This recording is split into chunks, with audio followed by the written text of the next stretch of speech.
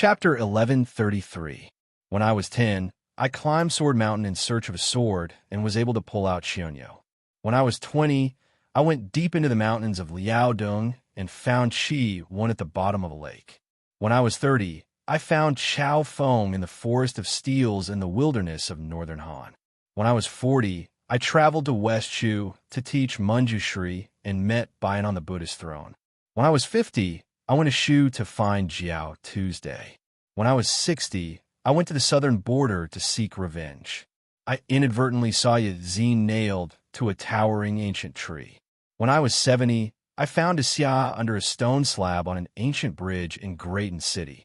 When I was 80, I went to the old Donghua kingdom to visit friends and met Pu Lao inside an ancient bell. When I was 90, I entered Grayton City and saw Pai Xiao. Now, I have gathered 9 swords. My life should have been complete. When the old man reached this point, he smiled. In this life, other than searching for swords, I have only ever searched for swords. I have never asked why I practiced the sword. Every 10 years, I would ponder how to abandon the sword and obtain its intent. 10 years after 10 years, I have truly missed many people and many sceneries. Su Fengyan raised his head and gazed at the sky. In his field of vision, there was a sea of golden clouds. Sunlight sprinkled down like feathers, gorgeous and moving. Afterwards, the sea of clouds was like a piece of satin that had been ruthlessly pierced through by an awl, creating a slightly slanted opening. Su Fengyan did not move at all. However, a dozen or so famed swords from a carriage flew towards the opening in the sea of clouds. A massive sound exploded in the sky, like the striking of a bell, shattering one's eardrums. One could faintly see that the dozen or so famed swords that had been uprooted from the ground were all broken and fell to the ground. Wind and high spirits flew out from the sea of bamboo in western Shu. With Su Fengyan as the center, they circled around in a large circle, forming a prison and trapping Su Fengyan. Then, Sword Qi swept out from northern Han, transforming into 10 fragments. Each fragment was a sword, and the 10 swords became one Qi. It was as if an immortal was leading the way. A majestic aura came from the northeast. A long rainbow pierced through the sky. With Liaodong as the starting point of the sword momentum and Hezhou as the landing point of the sword momentum, it drew a shockingly huge semicircle. It was wrapped in a stream of water mist, trying to repel the fire. Then, a Qi appeared from the distant southeast. The sword Qi, filled with an ancient intent. There was a total of 9 streaks of sword Qi, each with their own merits. The old tomb master of the Wu family spent a total of 90 years to find the 9 swords. He did not use the ancient swords themselves to fight against his enemies, but only took the will of the swords for his own use. The old man had indeed chosen a good time to show himself. When he was rushing to River Province, the sword Qi had already risen from the ground. If there really was an immortal who could look down on the mortal world from the 9 heavens, he would be able to see the 9 streams of sword Qi coming from all directions on the ground, all heading towards the same destination, where Su Fengyan was standing. Su Fengyan had been standing in the same place all along, but other than the red sandalwood sword box on Wang Sheng's back and the 7 bound swords, all the famous swords on the 3 carriages had already flown out of the carriages to fight the enemy. About 300 meters behind Su Fengyan, a large section of the road was torn apart by the thunderclaps. There were 2 places at different heights beside Su Fengyan. One was 70 feet away, while the other was 60 feet away. More than 20 famous swords were destroyed before they could enter Bailiang's territory. There was even a Qi that fell from the sky, scattering a cloud of fine powder 4 feet away from Su Fengyan's head. The streaks of sword Qi were getting closer and closer to Su Fengyan. They were aggressive. The Yazi sword will with the heaviest killing intent swept over, destroying the 12 ancient swords with Gu Chengjian in the lead. However, the mottled and messy sword Qi had already surged to 20 feet in front of Su Fengyan. However, the sword Qi that came right after was the most powerful, like a ferocious beast that could swallow all things without spilling out. Su Fengyan spread out his hand and summoned a closed tamping sword. The 2 swords perished together. However, Su Fengyan had also retreated 10 feet, but the sword chi had closed in on him by 20 feet. At this moment, the old man still had 2 streaks of sword chi that he had yet to use. One was the sword chi of the pepper diagram that swam around in a circle, and the other was the sword chi of Xianxia that had never appeared. It was obvious that the old man was already 10 feet away from Su Fengyan. On the other hand, Su Fengyan had almost no swords left to use. The 3 carriages had hidden swords, leaving behind only the sword Immortal Chun Qingming's relic, Zibuyu, and an ancient sword of unknown origin. The sword's body was engraved with the words plucked string. Zibuyu hovered behind Su Fengyan, holding the plucked string sword in his hand. He held the sword hilt with one hand and pressed 2 fingers on the tip of the sword with the other hand, pressing the sword's body into an arc. Su Fengyan removed the hand gesture of holding and flicking the sword at the same time, and silently said, "Go." The plucked string sword spun nonstop and disappeared in a flash. Zibuyu also flew behind him. At the same time, the old man who had only taken 1 step forward in the battle finally began to move forward. It was as if he had been patiently waiting for this moment. The man and the sword arrived. This was the old man's 10th sword. If the 9 swords were a gift from God, the old man who had lived for almost 100 years had also practiced 1 sword. In an instant, the old man broke through the 10 feet distance of Su Fengyan's imminent skyline. The 9 treasured flying swords were all deflected by the old tomb lord's majestic sword chi. 2 fingers were pointed at Su Fengyan's forehead, but Su Fengyan's fist was also on the old man's chest. The old man said softly, "Very good." Su Fengyan slowly retracted his fist, somewhat puzzled. The old man said with relief, "At this point, you are still willing to exchange your life for his. Great-grandpa has lost." Su Fengyan didn't know what to do when he heard the strange name. The old man touched Su Fengyan's head with a kind expression and said, "Great-grandpa was worried about others standing here, so he had to come here himself to escort you. I know you won't recognize me as your elder, and the sword tomb has indeed wronged little Su. But nothing can be accomplished without rules. Every family has its own difficulties.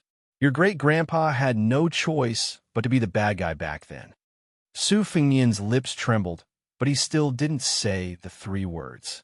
The old man didn't care. He retracted his hand and took a few steps back.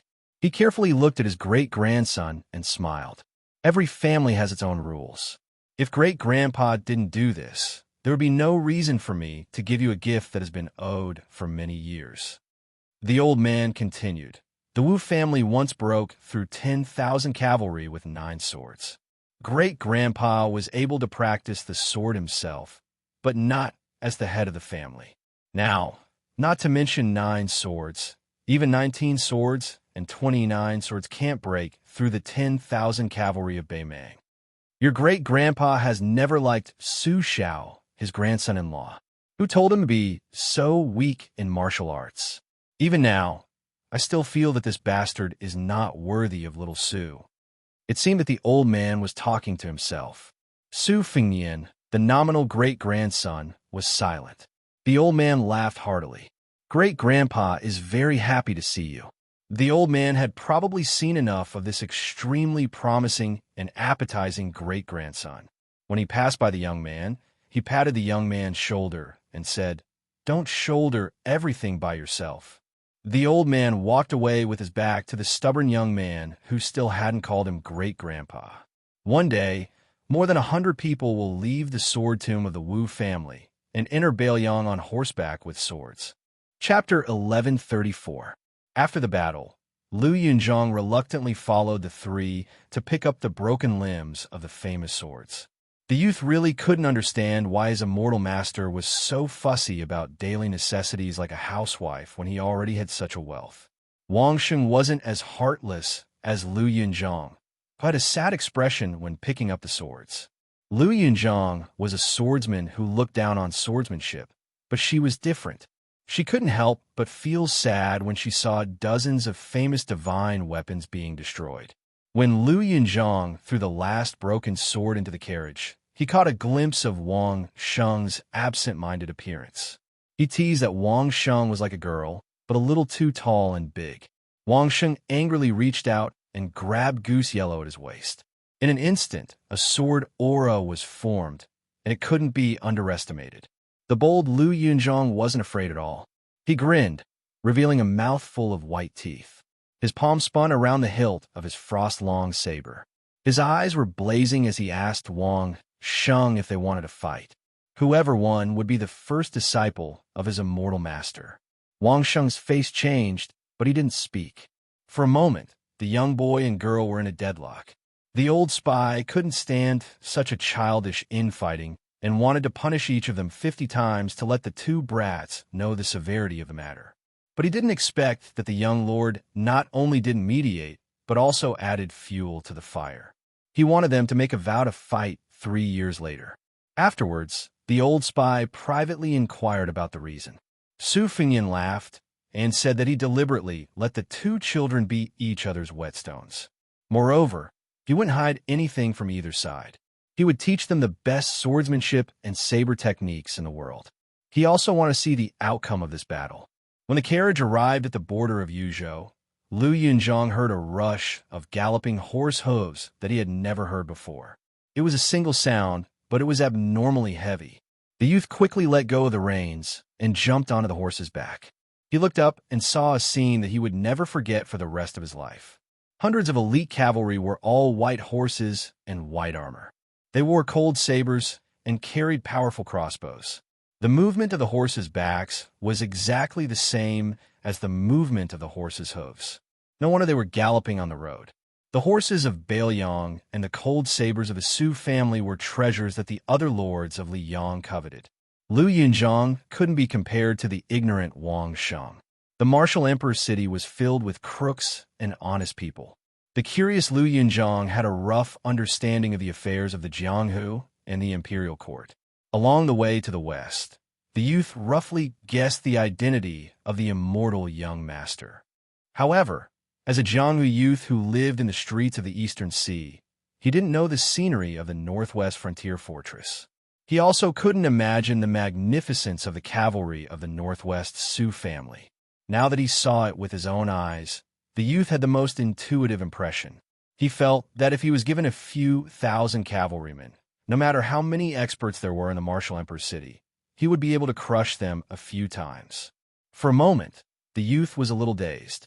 He felt that if he were to practice his saber behind closed doors, it would be better to go to the border and practice a saber that could kill people. Half of the 800 white horse cavalrymen arrived. When they saw Prince Liang, they dismounted and knelt down.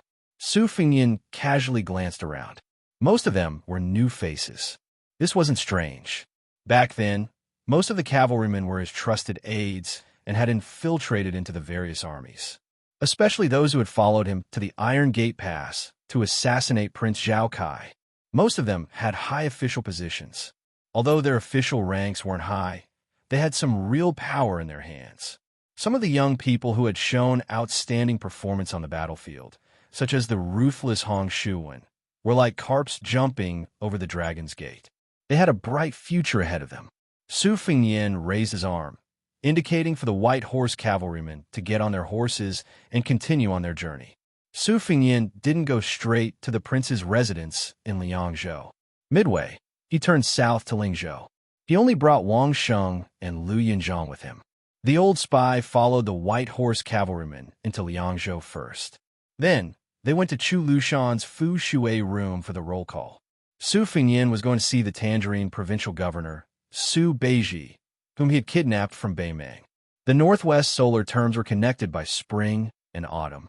Thus, it was known as the long winter without summer. It wasn't that there wasn't a hot summer season. When it should be hot, it was often much hotter than other places. The ground was high, and the sky was close, and there was nowhere to hide. Naturally, the sun was fierce. However, it was close to the beginning of autumn, and there was no sign of a cool breeze. This made Lu Yunzhong, who was not acclimatized to the climate, feel a little sick.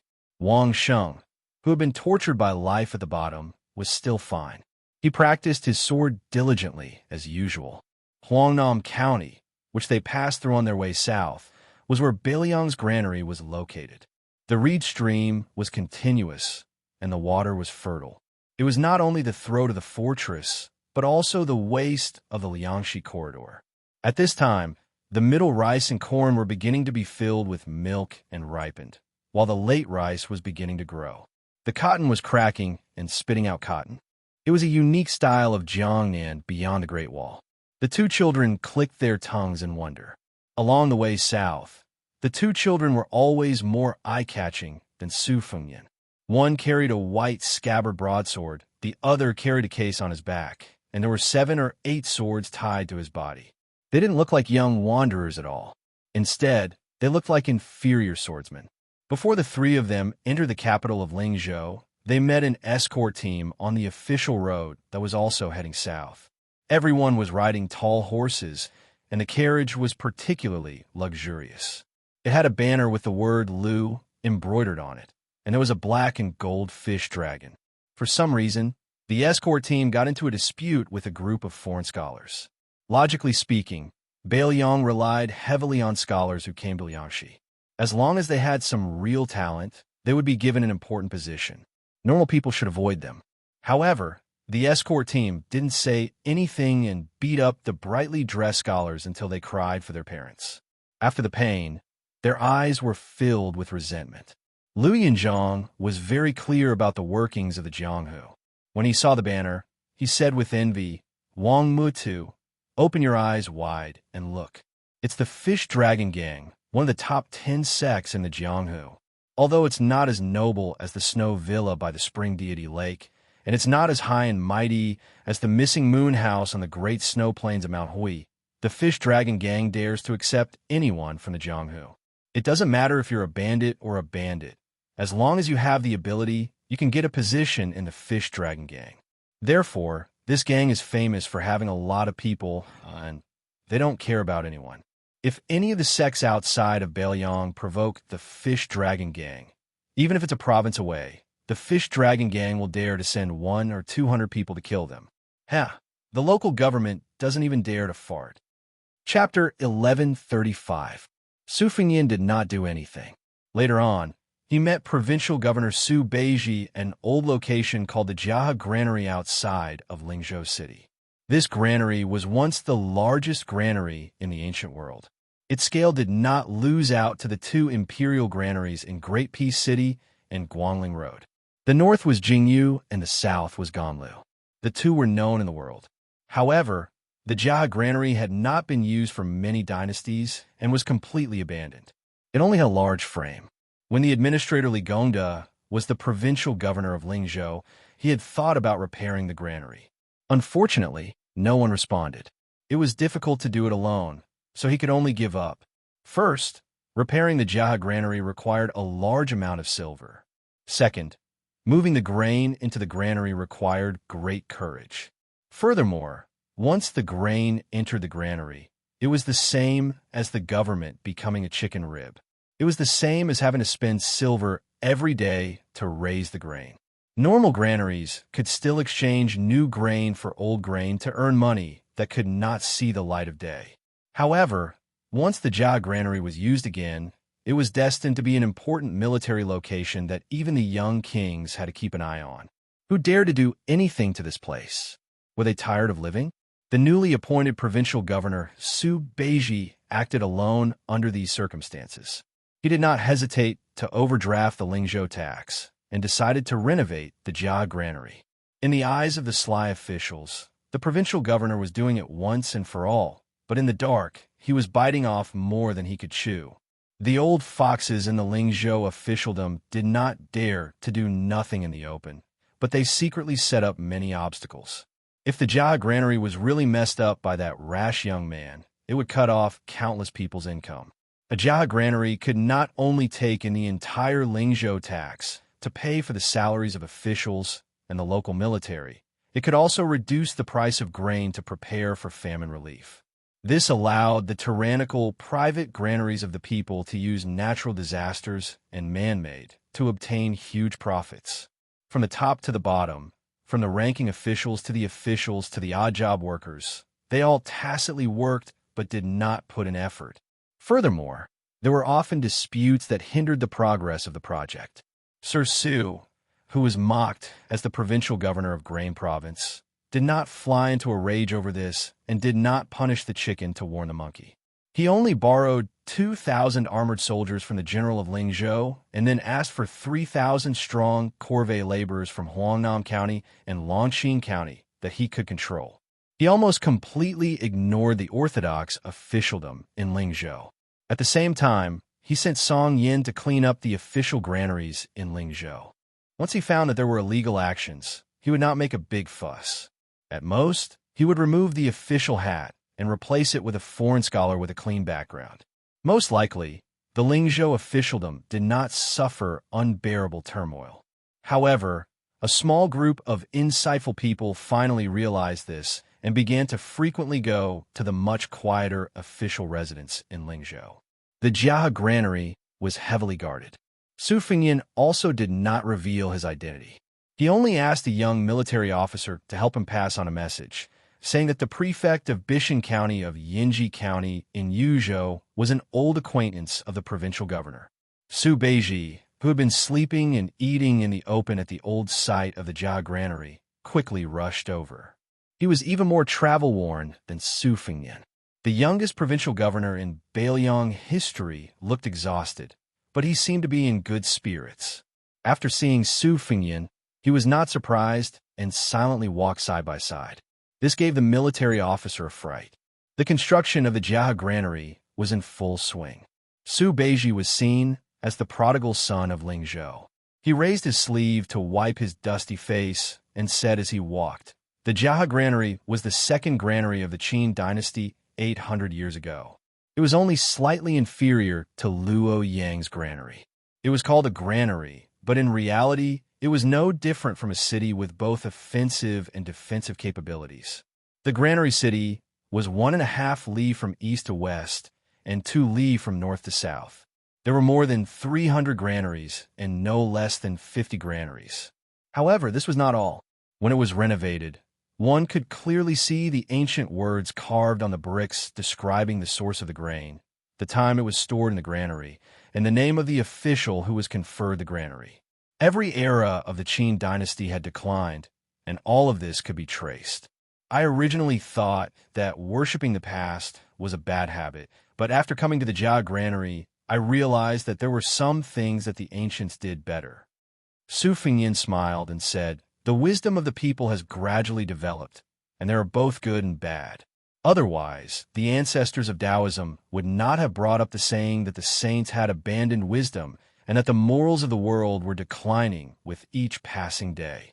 It will be mentioned more and more in the future. There are already very few scholars in Bailiang, but they are still very clever in the officialdom. If you were in Jiangnan, where the rich and powerful families intertwine with each other, you would truly not be able to display your talents. Here, after all, there is still the suppression of military officials, and the time for civil officials to raise their heads is, after all, short." Su Beiji sighed and said in a deep voice, "As long as the Jia granary is completed, with this year's harvest in the 3 provinces as a source of grain, it will be enough to support the war on the border for 2 years.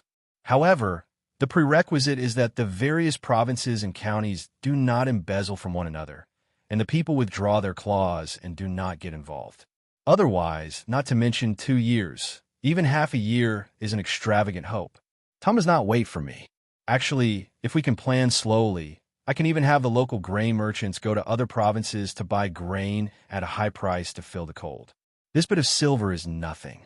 Once the war starts, not to mention gold and silver, even land will not be as valuable as ready-made grain. However, 20 years of peace within Bailiang has become their confidence for being short-sighted. It is really laughable. Those who brought their children and grandchildren out of the country have even spread the word that even if the grain in the granary rots to the ground, they will not sell a single grain of good rice to the Jia granary at a high price. This reminds me of what Grandpa said about the disputes between neighbors. If you only have 1 cent of silver and your neighbor gets 3 cents of silver, then you would rather everyone not earn a single cent than let the other family get 2 cents more." No matter how angry he was, Su Beiji's tone was always calm and indifferent. Su Fengyan stopped in front of a granary with gray tiles. he said with a slight smile. Lingzhou is so excited to disgust you. Just let them be. However, I can guarantee you that the autumn grain from Liang and Yu provinces will definitely be stuffed into the Jia granary. At that time, those fellows who escaped when I was Lingzhou's general will settle the score with you. Anyway, from today onwards, the so-called priceless antiques will follow them out of Beiliang. Take as much as you can, but don't even think about taking one tael of silver or gold or one caddy of white rice out. Su Beiji said with a cold smile, without holding back. Wishful thinking. Do you think you can do it? If the water is too clear, there will be no fish. Which of those generals and commandants guarding the border is not related? Su Fengyin said helplessly. It's better than not doing anything, right? Su Beiji's expression relaxed a little, and he nodded. When the vassal king beside him swaggered out of Lingzhou, he did not really touch the bottom line of Lingzhou's officialdom. With the Lingzhou general and his royal highness protecting him, no one really dared to fall out with him. However, when Su Beiji personally took charge of Lingzhou, where dragons and snakes were mixed together, it was hard to avoid touching the bottom line of the local officials and families. Furthermore, Su Beiji was not like Li Gongda, an old man in Beiliang who suddenly became a noble. Even with Song Yin and the four Wang families helping him out and the Lingzhou general helping him, the officialdom had always been complicated and hard to predict. Laws, relationships, clan rules, and all kinds of rules were mixed within. They all had conflicts and were a mess. The so-called cutting the Gordian knot with a knife could only succeed for a while and would leave behind a long-lasting disaster. Su Beiji was in the middle of it. As long as he did something, he would naturally make enemies on all sides. Chun Shiliang, who had taken care of the salt policy and the transport of grain, was an example. It was not that Chun Shiliang did not have good medicine at that time, but so what if he had a strategy? Didn't he still hit a wall everywhere? Su Beiji sneered in his heart. He had a soft personality and could be bullied by everyone. How could he stand on his own in Beiliang, where the people were strong? In Liuzhou, the fourth province of the land of refugees, even if Chun Shiliang successfully defended the city and did not let nearly 10,000 horse gang break through, he was still criticized for being indecisive and soft-hearted. In the future, even if he had the chance to take charge of a territory, he would not be able to make any achievements in local politics. Su Fengyin suddenly asked, the Fish Dragon gang frequently engaged in border trade. Did they break any rules? Su Beiji said, there are spies keeping an eye on them. Since no spies reported to the provincial governor's office, they probably did not break any rules. After pausing for a moment, Su Beiji frowned and asked, did they break any rules? Su Fengyin shook his head and said, I don't think so. Su Beiji said calmly, that woman surnamed Lu has yet to pay me a visit, probably to avoid arousing suspicion. However, a woman like her, who is not magnanimous, is destined to be the leader of a second-rate gang in a prefecture. She is destined to be the leader of one of the top gangs in Jianghu. Su Fengyin smiled and said, it's not her fault. It's been hard on her. She should have been an ordinary Jianghu heroine. Su Beiji suddenly said, since you came back alive, why don't you hurry back to Mount Qingliang? I've already prepared some thorns for you. Su Fengyin said bitterly, it's useless to bring a thorns and ask for punishment from second sister. Su Beiji's face was filled with undisguised schadenfreude. Then, Su Beiji ordered a large portion of food for the king of Beiliang, who had yet to eat. The Jia granary had always treated everyone equally, with pickled vegetables and steamed buns. Su Beiji and Su Fengyin both squatted down to eat. Lu Yinchang very heroically sat cross-legged with his blade across his chest. He also asked for a jug of the famous green ant wine from Beiliang. In the end, he choked on it until his face turned red. Wang Sheng carried his case and tied his sword. He could not squat down, so he could only stand. Su Beiji smiled and asked, are they all your disciples? Su Fengyin grunted in acknowledgement. Lu Yunchang smiled mischievously and said, this is Lingzhou's Lord Official. My name is Lu Yunchang, and I am from the Eastern Sea's Martial Emperor City. I am Master's eldest disciple. I hope Lord Official can take care of me in the future. Su Beiji heard the youth's cultured words and dismissed it with a smile. Wang Sheng snorted coldly. Su Fingyan smiled and said, "They can be considered as my second and third disciples. My eldest disciple is a shepherd boy, but he is still by Su Yanbing's side." Lu Yinchang stared and said, "What? Wang Sheng is not even the eldest disciple. Immortal Master, then why would I fight with Wang Sheng 3 years later? Even if we fight, we will only be second. It's meaningless." Su Fingyan said indifferently, "Drink your wine." The youth drank his wine obediently, showing respect for his master. Su Beiji asked softly, "What did Guangling Road say?" Su Fingyan said calmly, "It will be in the next few days." Su Beiji sighed and said, "When the smoke signal rises, does this mean that someone in the Liang dynasty's imperial court is welcoming the last ray of light?" Su Fingyan grunted expressionlessly. "If the old doesn't go, the new won't come." Chapter 1136. In Longqing County, Zhong Hongwu, a general of Huaihua City who had retired to his hometown, died. In the end, a nameless fish dragon gang appeared out of nowhere. Not only did the fish dragon gang take over most of the waterway business in Longqing County, they even relied on smuggling at the border. It was said that they could make money from both sides of the upper echelons of Lingzhou and Yuzhou. The new top 10 sects in Jianghu were full of vigor and were not as lethargic as before. Undoubtedly, Mount Huishanzi was the biggest winner. Not only did they make their moonless house in the Great Snow Plateau enter the top 3, surpassing the declining Longhu sect and the thriving Wudong sect, they stood shoulder to shoulder with the Wu family's Sword Tomb and Lanto Mountain. They also brought the Spring God Lake's Snow Mountain Villa to the sky. Later on, there was the Dragon Palace that was ridiculed as Mr. Nalin's made in Nanjiang, the new sect in the north, and the Spring Invitation Cottage led by the Beauty Xia in the West Shu Bamboo Sea. The Fish Dragon Gang of northern Liang's Lingzhou, which ranked at the bottom, was the most unexpected upstart. They did not have a top level 1 master as their stabilizing force, nor did they have a deep foundation to show off. However, after a few fights with hundreds of talents in the gang, they had annexed a few gangs from other provinces. There were no longer people who mocked and ridiculed them all day long. The young female gang leader's reputation continued to rise. However, for some reason, she rarely showed herself. Most of the time, she was in charge of the affairs of the foreign guests who were suspected of occupying the gang's territory. In the past, Jianghu was full of men and not enough of women. The so-called heroines and fairies were just decorations that could not cause much trouble. However, it was different now.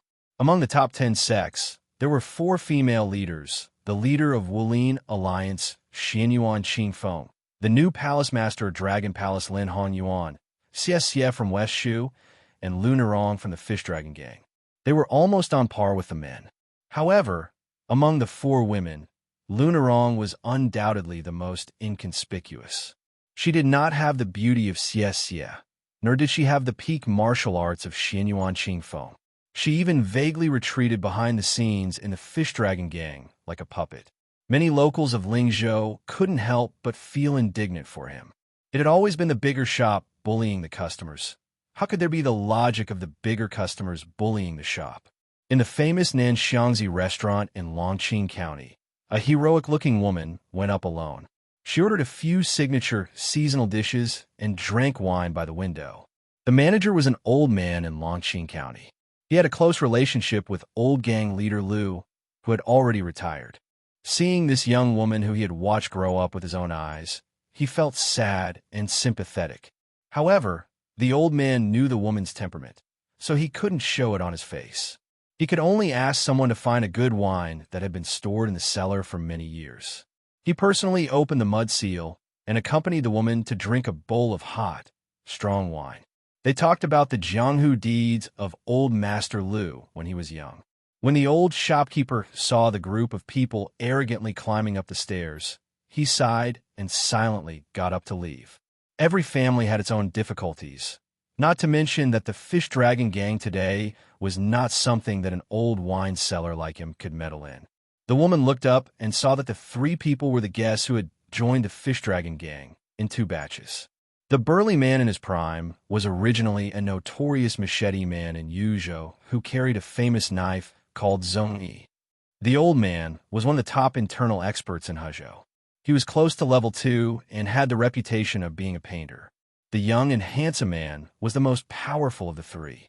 He was also good at using subtle hidden weapons, which made it impossible for people to guard against him. He was the top Jianghu talent in Gangnam-do. At present, the Fish Dragon Gang claimed to have 4 great masters and 18 guests.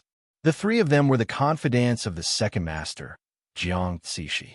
Xianxia, the devil who was born in Nanjiang, had once killed Xianxia of a venerated Taoist temple in the south when he was only at level 2. Not to mention Xianxia, who should have been executed in Jianghu.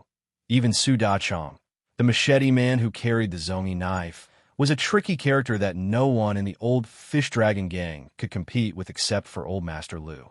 In such a gang where all kinds of fish and dragons were mixed, except for an almost invincible woman like Xianxia, no one could control such a large group of domineering people who were united. The painter Su Kunshin had been in Jianghu for a long time and was a shrewd old man.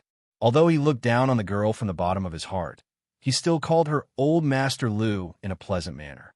Su Dachong held the handle of the Zhongyi knife with one hand and sat down casually with a sarcastic face. He poured himself a glass of wine. At this moment, the Fish Dragon Gang had a large number of people and could be said to be strong and powerful. It was like those guys who were in charge of smuggling at the border and no one knew where they came from. They could even swagger with light crossbows, and even the government could only turn a blind eye to it. This group of people were all subordinates of the great master, Fang Gaoqi. However, Fang Gaoqi had never participated in the power struggle of the Fish Dragon Gang. Everyone guessed that this guy most likely had a background in the Bailiang army, so naturally no one dared to provoke him. However, the other 3 great masters, including Xianxia, were all people of Jianghu who knew their own ins and outs very well. The 3 of them fought with each other and supported each other. Soon, the nominal gang leader in front of them became a mere figurehead. The young woman could not convince the crowd. So how could she compete with these old men who were well-versed in the rules of Jianghu? Not only did she gradually lose her voice, but she was also reduced to being used as a bet by 2 young guests. After the handsome man sat down, he stared at the woman across the table and asked with a smile, "Narong, today I will have a martial arts competition with Song Chunxiao at Yaohua Lake. Would you like to cheer for me?" Lu Narong's eyes were cold and did not show much emotion. Chapter 1137. Su Dachong couldn't bear to see this little girl's cold appearance the most. He was like many outsiders in the gang. When he first joined the Fish Dragon Gang, he heard that His Royal Highness had visited the gang and had some friendship with this girl called Lu Narong. Therefore, at first, they restrained themselves and behaved honestly. There were even some who hoped to use the Fish Dragon Gang as a springboard to gain the favor of the new Prince Liang. Plus, they might be able to get an official position in Lingzhou. However, after being in the Fish Dragon Gang for a long time, no one believed that the young prince had much connection with the gang. Even if there was, it was just a short-lived relationship. First, Lu Narong was not a beautiful girl. Second, if she was really a wild sparrow raised by the Lord of Bailiang, why didn't the Fish Dragon Gang come out of the prince's mansion of Liangzhou when the Fish Dragon Gang was about to change its surname? Su Dachong took off his knife and slammed it on the table. Then he picked up a cup of wine and handed it to Lu Narong. He smiled sinisterly. "Gang leader, do you want to drink a toast or a forfeit?" The handsome man smiled and glared at Su Dachong. "Brother Su, how can you be so rude to the gang leader?" Su Dachong put down the wine cup and said with a fake smile, "I don't recognize any gang leader. If it's my sister-in-law, I'll treat it as a big deal." Lu Narong finally asked calmly, "Chigume, I heard that the outcome of your martial arts competition with Song Chunxiao decided who I belonged to?" The young master, who had the demeanor of a famous scholar in Jiangnan, said innocently, "Narong, are you angry?" Lu Narong glanced at him and sneered. "Why don't we postpone it for a few days? Since it's a martial arts competition, the more important the person is, the more fun it will be. I'll try to invite the provincial governor of Lingzhou." Chigume said with a smile. Provincial Governor Su is in charge of the affairs of a province and is very busy every day. I'm afraid that Narong won't be able to invite him. Su Dachong crossed his legs, took a sip of wine, and sneered. Gang leader Lu, don't try to puff yourself up at your own cost. Our brothers have already found out everything about the Fish Dragon Gang. Do you still want to have a relationship with a third-class border governor? Even if you don't feel embarrassed, I feel embarrassed for you. Besides, with your mediocre skills, you might as well be a good housewife for Brother Chi. If the Fish Dragon Gang is left to Brother Chi to manage, with Elder Zhang's deterrence, the Fish Dragon Gang will be on the right path. Why didn't you choose the suave and elegant Brother Chi? Are you blind to choose that short song Xianxia? He's as black as charcoal. Speaking of this, Su Dachong laughed out loud, his eyes burning with filth. Song Chun's orifices are a complete mess, but sect leader's skin is still fair. If we meet each other in bed, it will be quite interesting. Lunarong was about to teach this reckless person a lesson, but Su Kunshin, who had been watching coldly from the side, smiled and tapped the table with his finger. The wine cup in front of Lunarong's table jumped a foot high, and then under the influence of the leakage of qi, the wine cup stopped. This trick was definitely not something that Lunarong could do. Qi Gume, who had been observing Lunarong, suddenly frowned. He saw a flash of brilliance that he had never seen before in the woman's eyes, but it quickly disappeared. Su Dachong turned his head and saw 3 people, 1 big and 2 small, walking up the stairs to the 2nd floor. The one in the middle was even more beautiful than Qi Gume. The 2 little brats beside him didn't look like normal people either. One of them had his hands lazily resting on a long knife on his shoulder, while the other had a sword tied to his back. They looked funny like a hedgehog. This was a rare scene in Lingzhou. Beiliang was much more boring than the Jianghu outside. Not many people liked to pay attention to fancy gimmicks. It was related to the customs of the people, and most of them were straightforward. Many of the newcomers in the Fish Dragons were not used to it at first. This place was far from the Jianghu of the Central Plains, where people liked to nag for a long time before a fight, talking about who was the master, the reason, the rules, and so on. But here, people often fought when they wanted to. Even if 2 people didn't like to look at each other, they would pull out their knives and fight to the death. The 3 unfamiliar faces in front of him were obviously more outstanding. Su Dachong didn't act rashly. There were as many seedlings in Lingzhou as there were hairs on a cow. Maybe he could pee 3 or 4 of them. Although these fops were like dragons swimming in shallow water, not everyone could casually step on them. Su Dachong cast a glance at Su Kunshin, who had a great amount of qi, and the latter nodded confidently. The old man must have recognized that the 3 strangers' qi activity was ordinary, and they were not elites who could cause them to fail miserably. Su Dachong gained confidence. He twisted his butt and turned around with his chair. He said stiffly, "Get lost. I've already booked the 2nd floor." The young man, who looked more aristocratic than Qi Gume, smiled and asked, "Is the Fish Dragons very impressive?" The young man was asking Lunarong. He completely ignored the other 3. Su Dachong had a bad temper. He immediately stood up with a grin and picked up the knife on the table. The young man with the knife grinned and said, "Master, why don't I do it? And Wang Sheng, don't fight with me." Wang Sheng snorted. Su Kunshin's expression changed drastically. He quickly gave Qi Gume a look.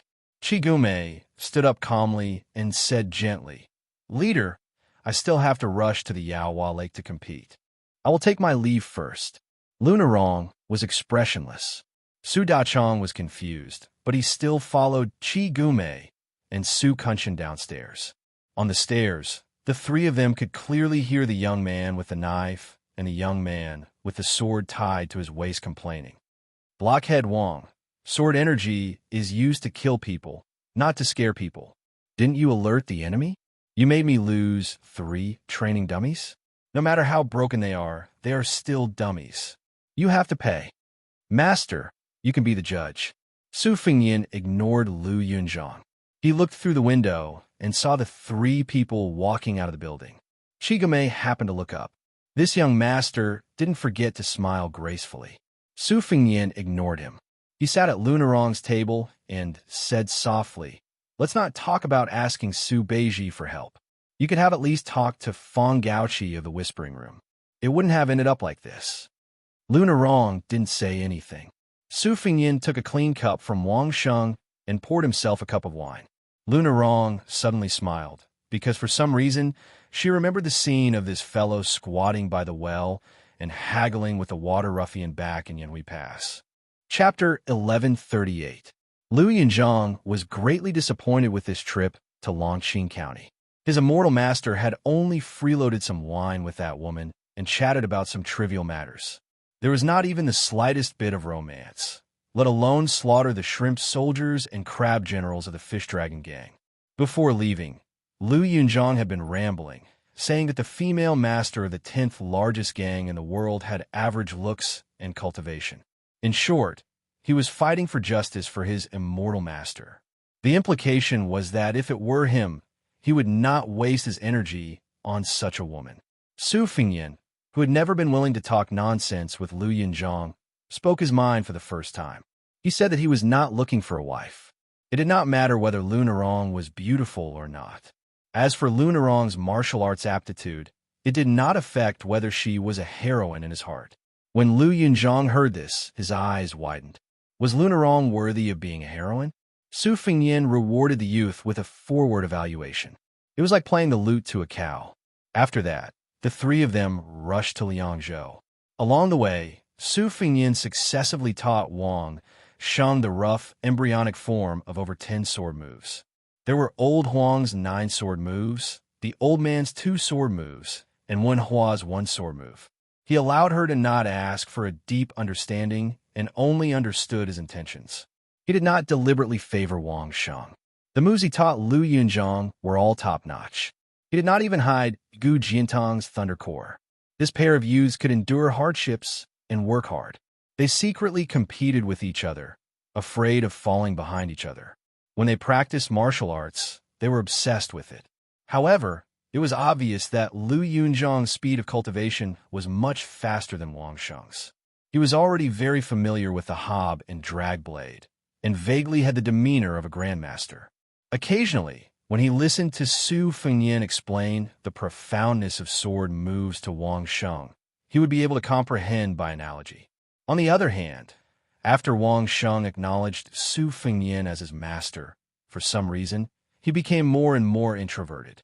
He was silent and was no longer as naive and unaffected as before. Perhaps it was because of Lu Yunzhang's talent in martial arts that the girl felt a lot of speechless pressure.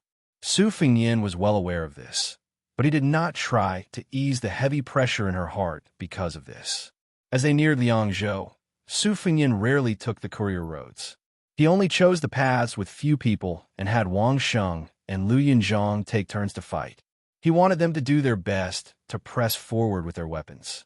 Compared to the two, Lu Yunzhang was naturally more imposing.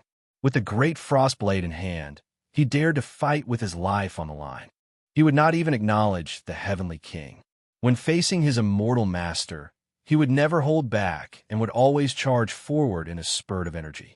Wang Sheng, on the other hand, was much inferior. Every time he unsheathed Goose Yellow, even if his moves were 60 to 70% similar, his spirit was only 20 to 30%. This was exactly the opposite of Su Fengyin's expectations for her. Over time, Wang Sheng also realized the crux of the problem. His originally dark and rough face became more and more stiff. Every time he looked at Su Fengyin's calm expression, he wanted to say something but hesitated. He felt guilty and uneasy. After crossing the Yellow Flower Pass, they would arrive at Liangzhou a dozen miles away. Currently, there were 14 military officers stationed in Beiliang's Taoist realm to guard the 14 passes. From the point to the line, it was proposed by Ancestor Gu, the originator of the situation theory. There was a flintlock for 5 miles, a block for 10 miles, a fort for 30 miles, and a city for 100 miles. In the past, Beiliang did not have flintlock forts. On the contrary, they were not shabby in number. However, most of them were disorderly. Once the real war broke out, they might not be able to quickly respond to each other. Now, the number was slightly reduced, but the situation in Beiliang suddenly became clear. The Yellow Flower Pass was one of 14 passes. It was led by a senior military officer named Li Maozhen, who was an experienced military officer. Li Maozhen was old and wise, and was deeply trusted by the old King Liang. Otherwise, Su Xiao would not have let him guard the east gate of Liangzhou. The Huayan Gate of this pass was the favorite of frontier poets of the past generations. This gate symbolized that the imperial court was conciliatory and far-sighted. The dark green city walls that extended out from the two sides of the pass were like a dragon traversing the desert. The dragon's head extended to the north and connected to the red shooting Wild Goose Mountain. At the top of the mountain was the Een-locking flintlock, which was known as the #1 flintlock in the world. In the past, the Yellow Flower Pass did not exclude people from fairs. Especially on the 1st and 15th of every month, people would come and go. It was unusually prosperous. However, after becoming one of the 14 passes, the Yellow Flower Pass became much more deserted.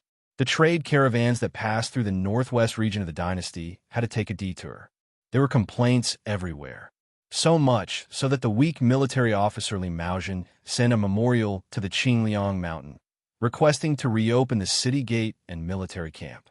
The 3,000 elite soldiers would not need to be paid by Liangzhou and could even be used to support the border army. At that time, Su Fengyan was not in the palace. The Red Hamlin Academy in Wutongyan argued about this. In the end, Lu Qingyan, who replaced the Green Ants to enter Wutongyan, made the final decision and rejected the old military officer Li Maozhen's memorial. It was said that the old military officer Li Maozhen almost resigned and retired. He openly scolded the old military officer Wutongyan for not knowing the cost of living. He even said that they would empty out the palace sooner or later. The old military officer Li Maozhen didn't even let the young feudal lord off. 6 or 7 elite light cavalry galloped out of the Yellow Flower Pass gate, escorting a white-haired old man in casual clothes. The old man stopped his horse at a military camp outside the city and squatted on the ground, sighing. Although Bailiang Road imitated the court's Ministry of Works and established a military camp division to be in charge of all military camps and fields, the old man, who was familiar with the rules of officialdom, thought that this was just a helpless move by the new Prince Liang to settle down foreign scholars. The essence of a military camp was the 2 words land reclamation. Once it was handed over to outsiders, it would only become a tool to make money. However, the old man was an official of Bailiang. How could he really go and wrestle with the Bailiang Palace? Fortunately, the young scholar in the military camp division with the official title of minister counselor had not stretched his hands too far. Although he was not familiar with military affairs, his subordinates could be considered competent and dedicated. The new residents who had migrated from Bailiang Road's 4th prefecture, Liuzhou, were also well-behaved and peaceful. Only then did the old man pinch his nose and admit it. Otherwise, he really would have taken the bold action of driving them out of the country with troops. Not long after the old man arrived at the military camp, a few young civil officials rushed over upon hearing the news. Among them, the young man in the lead had an 8th-level embroidered official patch. The 2 behind him were 9th-level quails. Their ranks were not high, but they held real power. The 8th-level official was one of the 6 minister counselors of Bailiang Road's military camp division. His name was Lu Gongren. The other 5 were all at the border. He was the only one in charge of the military camp matters in Liang and Yu prefectures. It was said that this was because the military camp division was wary of Li Maozhen, who was in the bag. Lu Gongren was implicated and had no choice but to remain within the borders. After Lu Gongren arrived here, other than surveying the fields, he had also paid a visit to the Yuji general's residence several times. Unfortunately, Li Maozhen, a military officer with real power, did not give this young man any face. Each time, he was met with a closed door. After Bailiang Road's 14 military officers surfaced, it was like a military town. Most of them were new faces. At this time, the arrogant old man who was squatting by the field with his but facing Lu Gongren was the backbone of Yellow Flower Pass, the weak military officer Li Maozhen. The old man did not pay attention to Lu Gongren's courteous words. He snorted coldly and did not even raise his head. He sneered, "Sir Lu, you really have the leisure to come here and worm your way into being friends with me. Are you not afraid of delaying the great undertaking of the military camp of 2 prefectures?" Or do you think that being familiar with a weak military officer will be beneficial for your future climb in the bureaucracy? Chapter 1139. When the two 8th rank counselor and assistant officials, who were as young as the main official, heard this, they were filled with righteous indignation.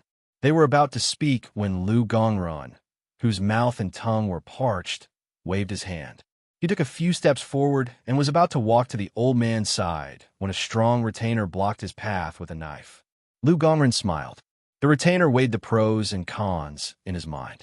He probably felt that this 7th-rank civil official's eyes were clear and couldn't bring himself to hate him.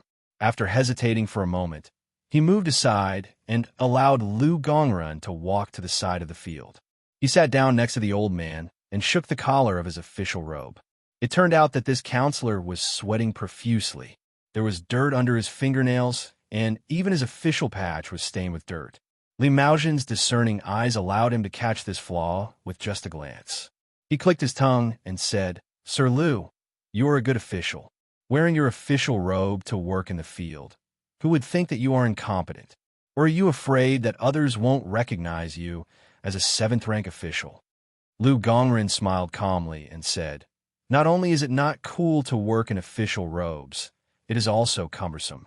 However, if I don't wear official robes, I will be chased out of the field by your ferocious troops." Li Maojian furrowed his brows and didn't make a sound. At this moment, the retainers who had followed Li Maojian out of the city were somewhat wary. 3 strange people slowly walked over from the side of the field. When the two sides were about 10 meters apart, the empty-handed young man smiled and asked, "Are you Li Maojian?" Li Maojian, who had been called directly by his name, turned his head and looked at the somewhat familiar face. His heart was in turmoil, but he wasn't sure. Li Maojian was a veteran of Bailiang and naturally remembered the peerless beauty of Bailiang's Wu Wangfei. However, how could the old man believe that the young man in front of him was that him? The young man with 2 youths with swords and knives on his back smiled and said, "Li Maojian, standing in front of you, but don't curse?" Hearing this ridicule, how could Li Maojian not recognize this person's identity? He abruptly stood up and was about to kneel in greeting. However, at some point, the scholarly-looking young man had walked over to Li Maojian's side. He and Minister Counselor Lu Gongren sat on the old man's left and right. Li Maojian's light cavalry retainers were all startled. Just as they were about to protect the old man, Li Maojian ordered them to retreat and return to the city. Lu Gongren and the 2 assistant officers of the Army Garrison Division, who had been standing all this time, were somewhat at a loss. Li Maojian was so excited that he did not know what to say. The old man was not really stupid. If the king of Bailiang really sat next to him, he would not dare to scold him even if he had 10 times the courage of a bear's heart and leopard's guts. Moreover, when his memorial was refuted, he only said a few words out of anger. He regretted it afterwards.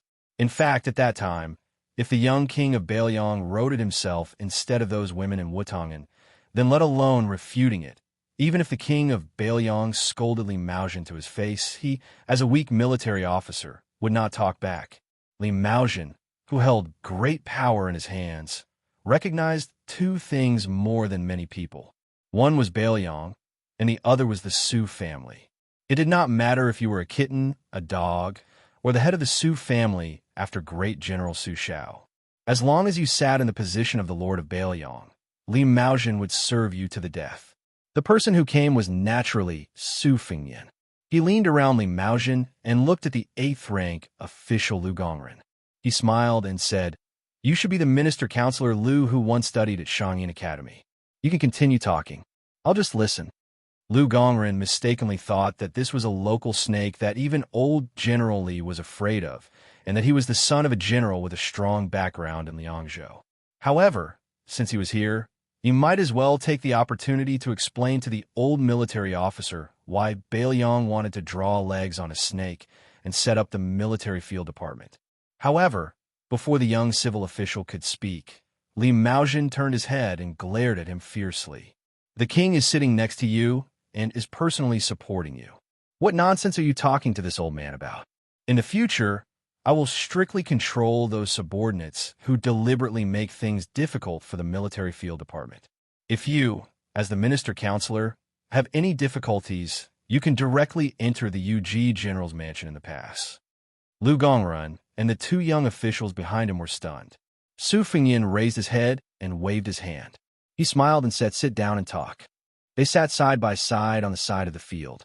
Other than Li Maojin, who was able to maintain a calm expression on his face, the others, including Lu Gongrun, were all restless and had an uncontrollable excitement in their chests. In the cultivation of the government, one rank followed another, and the threshold followed the threshold. There was almost no end to it. For the 6 ministers who were the pillars of the imperial court, not to mention the officials from other places, even the officials from the capital who could participate in the court assembly might not be able to get in front of these important figures in their entire lives, much less speak a few words with them. However, other than the Grand Secretary Zhang Julu and Gu Jianteng, the vassal kings who had divided the territory were undoubtedly rarer than these pillars of the dynasty. These scholars who had gone to Liang had long heard of the various deeds of the new young prince. He was different from the notorious reputation of the past. The rumors that were becoming more and more intense were mostly the heroic deeds of the young vassal kings. However, even if Su Fengyin was an embroidered pillow that could not be supported, as long as he was the master of Bailiang, then he was destined to have a large group of famous heroes on the battlefield, such as Chu Lushan, Yuan Zuozong, and Yin Wenwan, standing behind him. Su Fengyin saw that they were not willing to speak, so he could only smile and ask, "Official Lu, how many roads have you traveled since you became the minister-counselor?" Lu Gongren said respectfully, "I have been a minister-counselor of the army division for more than 2 months. I don't know how many roads I have traveled, but I have already changed 4 pairs of boots." Li Maojin said softly, "Lu Gongrun, this 8th-level official, is not quite the same as the previous pests in Bailiang. I have investigated his background. Since he took office, he has not bought a private residence or kept a servant. However, I can't rule out the possibility that he is not familiar with the network of officialdom and did not dare to enter the water too early and ruin his future." Lu Gongren did not know whether to laugh or cry. He said in a muffled voice, "Old General Li, are you saying good or bad things?" Su Fengyin said, with Li Maojin's bad temper, generally speaking, if he did not directly say bad things about you, then it is considered good things. Li Maojin smiled softly and nodded. His expression was somewhat self-satisfied. Su Fengyin suddenly addressed him as Old General Li and asked, "Lu Gongren and the other scholars who had just taken up their posts, are they satisfactory?" Li Maojin grunted and said, "At the very least, within 3 or 4 years, they can be considered honest officials. As for whether they can be called capable officials, compared to those who squatted in the latrine pit and did not shit, they are certainly much better." Su Fengyin said to himself, "This is enough." Li Maojin suddenly asked carefully, "Your Highness, why don't we switch places? I do not dare to sit in the middle of the main seat.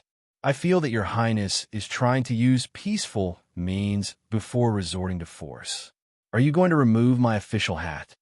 Su Fengyin joked. "Su Xiao said before that you, Li Maojin, are addicted to being an official, which is why he made an exception and asked the Liang Imperial Court for you to be a 4-man guerrilla general. Now it seems that this is indeed the case."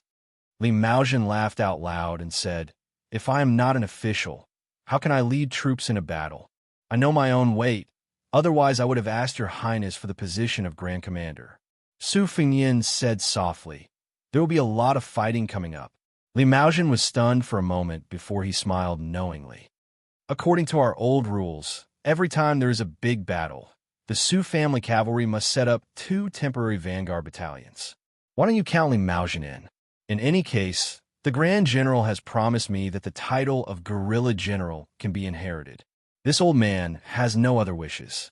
The eldest son of the Su family, Li Hosher, is not inferior to me in leading troops. Leaving Yellow Flower Pass to him, Your Highness can be at ease." Su Fengyin smiled and said, "Su Xiao is already dying of old age in his bed.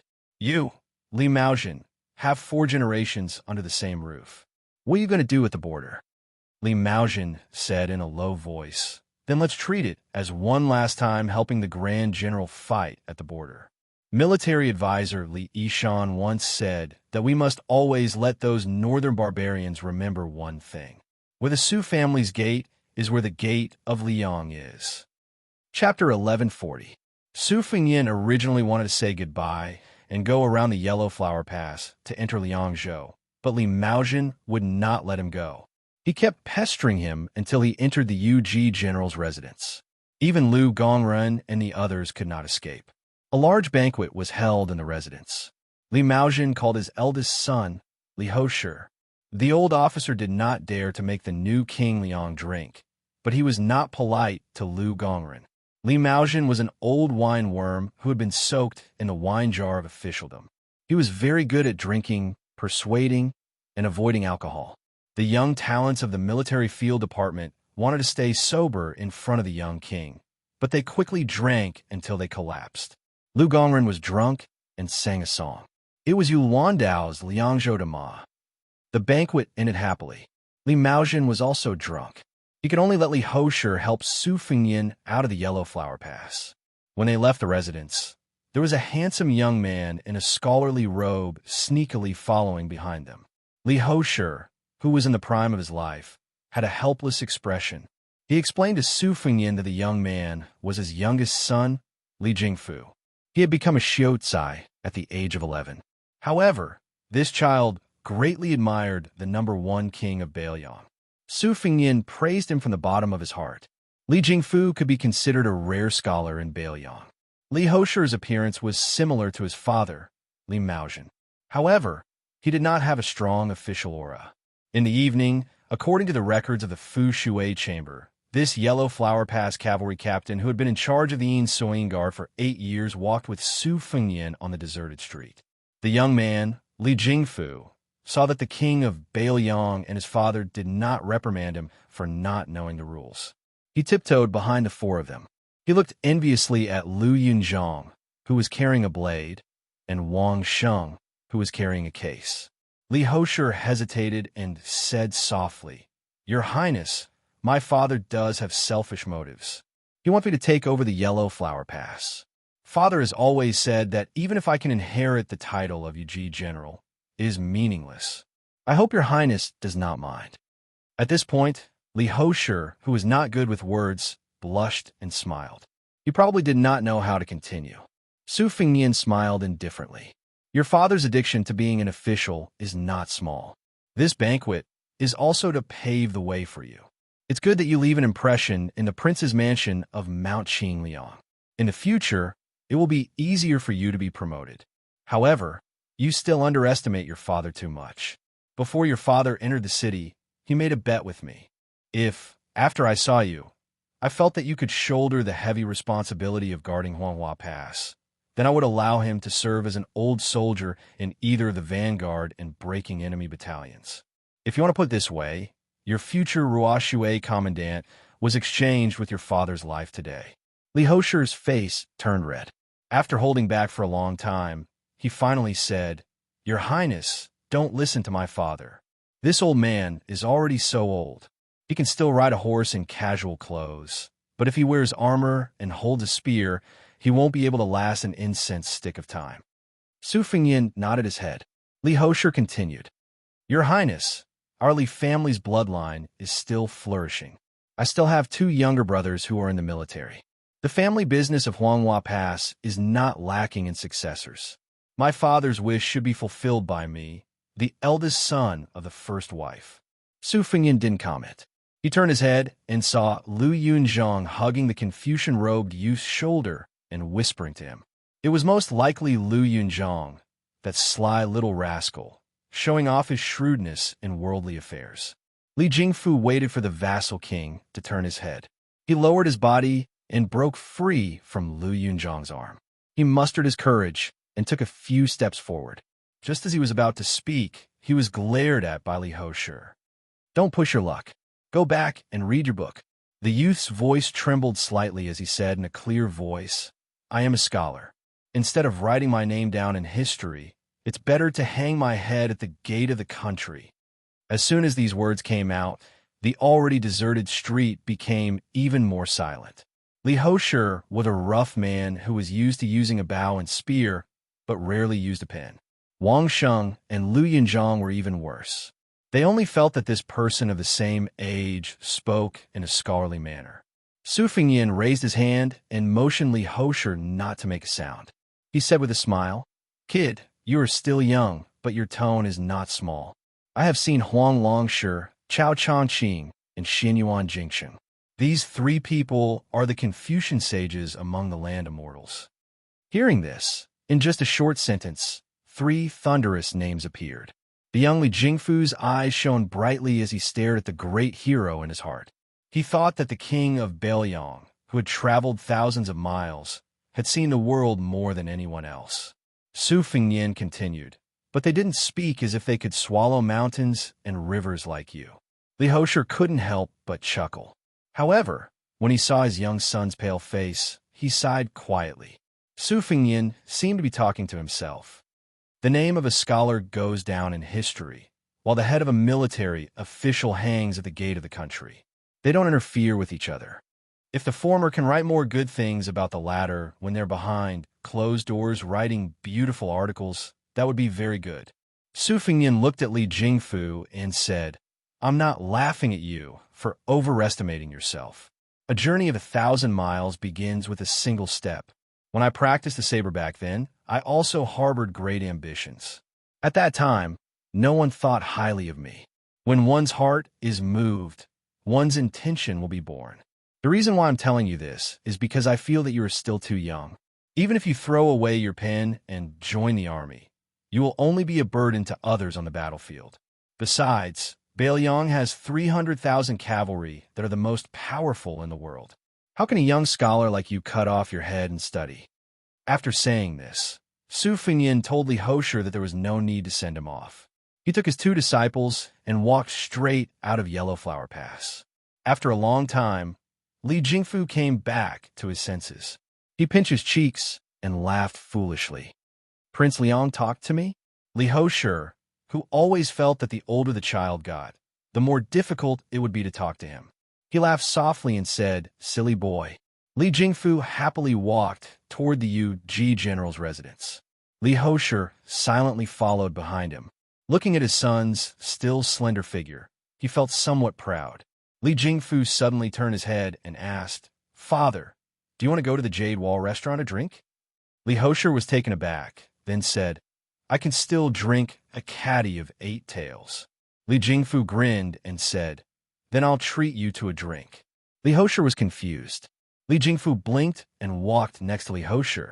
He said quietly, "This year I went out of the city for a walk and saw a girl. Her father is the shopkeeper of the Jade Wall restaurant. Every time I'm tired from studying, I will go there. Just looking at her and not thinking about anything else, I feel refreshed." Li Hoshi roared with laughter. The corners of Li Jingfu's mouth curled up slightly. He purposely said bitterly, "But that girl likes a street wanderer who is not in the past right now." Li Hoshi rubbed his young son's head, not knowing how to comfort him. Li Jingfu looked up and said with a smile, "Father, I want to learn from Zhao Chongling and Li Yishan, the two Beiliang strategists. In the future, when I am successful, I will give Prince Liang advice and strategize from thousands of miles away." Li Hoshi made a sound of acknowledgement. The father and son walked together to the restaurant 2 streets away. Li Hoshi said softly, "Since you have a girl you like in your heart, and you also have ambitions, your grandfather won't let you drink, but your father will let you drink." 2 hours later, the commandant of Yellow Flower Pass, Li Hoshi, walked out of the restaurant with his drunk young son on his back. The rough man had a warm expression. As he walked, the commandant's gaze gradually became determined. If he wanted to study, he should study. But there was one thing that the vassal king had said. Beiliang had 300,000 cavalry.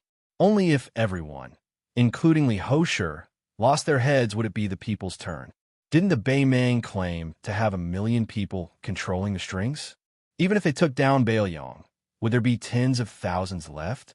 The youth on his back murmured drunkenly, "Father, I will study hard and become a Confucian saint.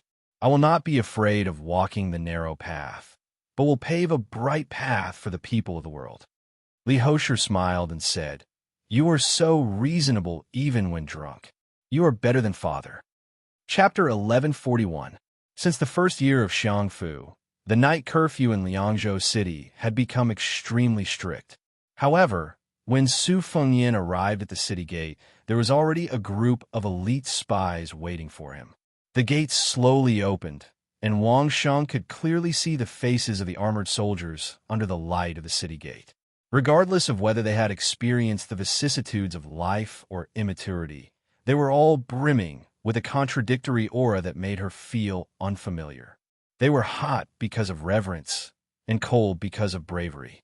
The simple-minded Lu Yunzhang did not feel much, but he keenly felt that these armored soldiers were taller and stronger than the light cavalry soldiers he had encountered along the way. They were also more dangerous. In comparison, one was like a noisy chicken or duck waiting for its owner to feed it every day, while the other was like a wild dog digging for its own food in the wilderness. It did not like to bark, but it could really bite people to death. For this pair of extremely lucky young men and women, the title of King of Baoyang was too far out of their reach. It was far less approachable than the tranquil demeanor of their immortal master. However, Lu Yunzhang soon had the most direct impression. When a young man saw the two jade stone lions as tall as two people at the gate of the king's mansion on Mount Qingliang, he was extremely shocked. He quickly trotted under one of the lions and reached out to touch the cool and huge lion claws. He clicked his tongue in wonder and chattered endlessly. One moment, he said that it was too damn imposing and that no family in the martial emperor city had such a facade. Another moment, he speculated about how much money it would fetch if he stole it and sold it. The king of Baoyang returned home after a long journey, but there was not much movement in the mansion. A middle-aged housekeeper came out to symbolically lead the way into the mansion. The housekeeper walked behind Su Fengyin and whispered to him. The two bumpkins, Wang Sheng and Lu Yunzhang, stared with their eyes wide open. It was too much for their eyes to take in. The two children stared at each other for a long time and did not show any signs of stopping. Only then did they reluctantly blink their sore eyes. They looked at each other and smiled, seeing each other's uneasiness. The two children, who were always at loggerheads with each other, finally had some tacit understanding. Lu Yunzhang felt as though he had walked into a fairyland. The sisters were all like immortal sisters who had walked out from the murals of temples. Their clothes were extravagant, and their auras were indescribable to an uneducated youth. Any one of them could easily beat Xiao Mei, who liked to put on thick rouge in the neighboring alley of the martial emperor's city, by more than 18 streets. Lu Yunzhang was at the back of the group. He even turned his head to look at a young woman in a distant corridor. Her figure was graceful, and even from afar, one would find it hard to shift their eyes away from her. She walked leisurely under a large white lantern. When she suddenly turned her head, her eyes happened to meet his. She gave him a sweet smile that nearly hooked Lu Yunzhang's soul away. Lu Yunzhang retracted his gaze and shook his head. He smiled embarrassedly, thinking that this sister was really charming. Wang Sheng, who was walking slightly in front, suddenly had her vision open up. She stopped in her tracks. Even when Lu Yunzhang bumped into her from behind, she did not take a step forward. Lu Yunzhang turned his body sideways, his mind swaying. Right in front of them was the famous Tide Hark Lake. The two new disciples of Su Fengyin had completely different reactions when they saw Tide Hark Lake. The lofty and ambitious Lu Yunzhang immediately looked up at the pavilion. The Tide Hark Pavilion on Tide Hark Lake contained tens of thousands of manuals. Just one of them was enough to dominate an area.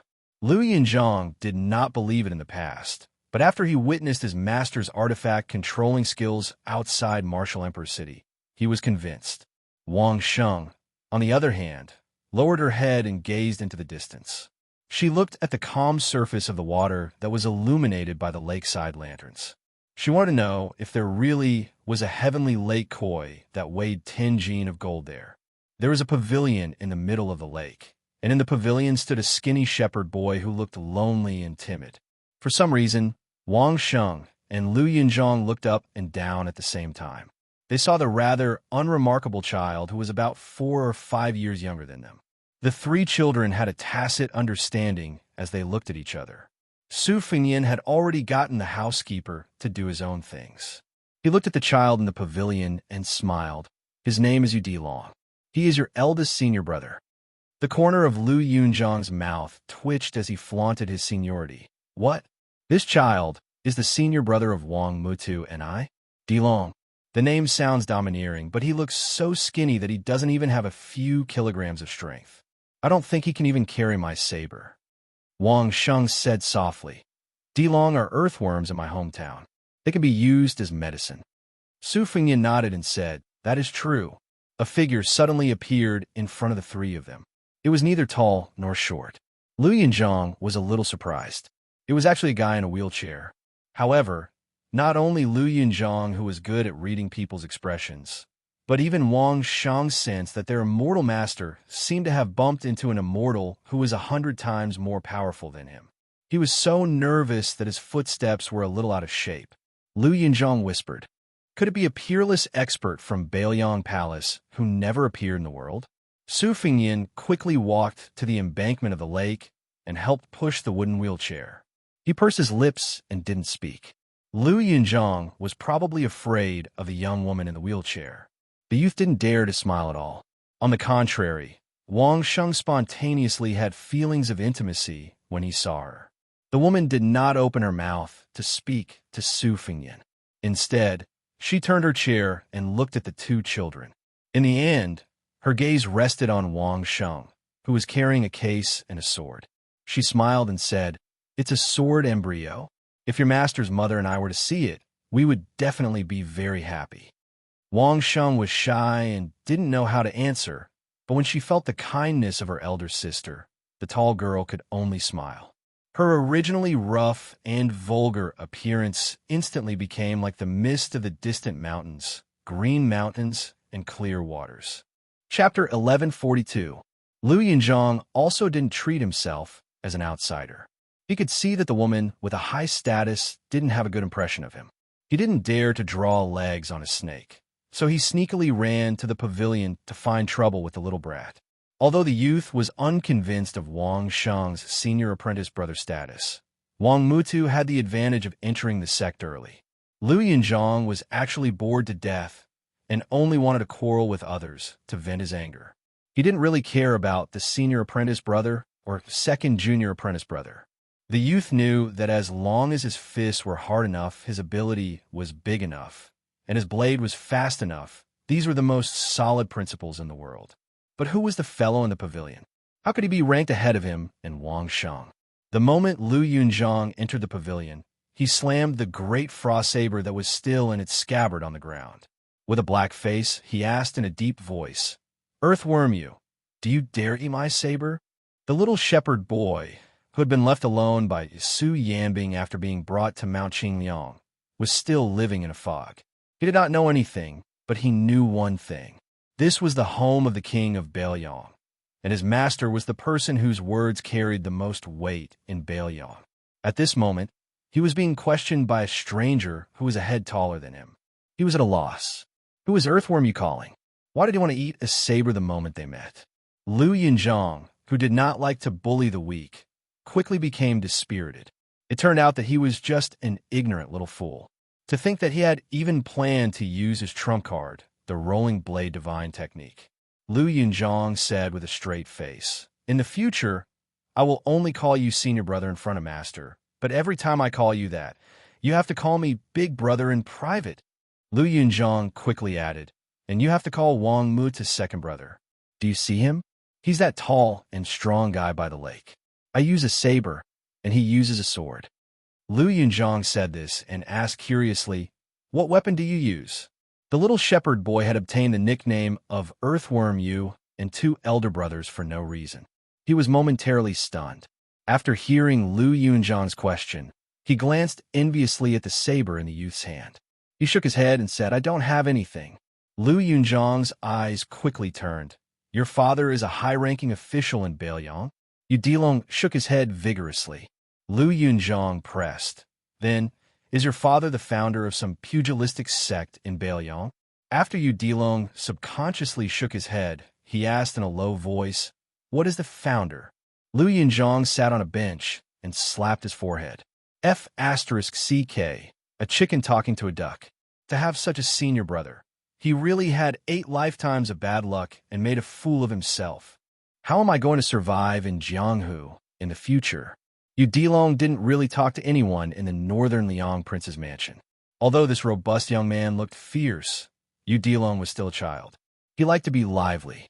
He carefully sat beside Lu Yunzhong and stared at the large frost saber. He muttered to himself, "You only took 1 item, but it's as thick as my thigh." I counted the items by the lake. There were 15 items, but each of them was as thin as a pinky finger. You look more impressive. Lu Yunzhong pretended to be fierce and asked, "What thick thighs and thin pinkies? Are you out of your mind?" Yu Dilong pointed at Lu Yunzhong's frost saber and said with an aggrieved look, "Isn't there a white gas on your saber? Can't you see it?" Lu Yunzhong's face was calm, but his heart was in turmoil. He was shocked and pleasantly surprised. He was shocked that if the child wasn't spouting nonsense, then his eyesight wasn't tacky. He was pleasantly surprised that he had gone further than Wang Mutu on the path of martial arts. Lu Yunzhong suddenly stared at this junior-senior brother of strange origins and asked, "What about you? Do you have that kind of chi?" Yu Dilong chuckled and did not say a word. Lu Yunzhong rolled his eyes and said, "So you aren't stupid." Wang Sheng walked into the pavilion and saw that Lu Yunzhong and the shepherd boy had already become friends. He could not help but feel envious and disappointed. Yu Dilong struggled for a long time as he scratched his ears and cheeks. He finally mustered the courage to say, "Junior sister?" He probably felt that it was inappropriate to address an older sister on their first meeting. So he probed, "Why don't I call you senior sister?" Having his identity exposed, Wang Sheng was slightly angered. Sword Chi immediately appeared in the pavilion. Yu Dilong did not seem to notice it as he scratched his head.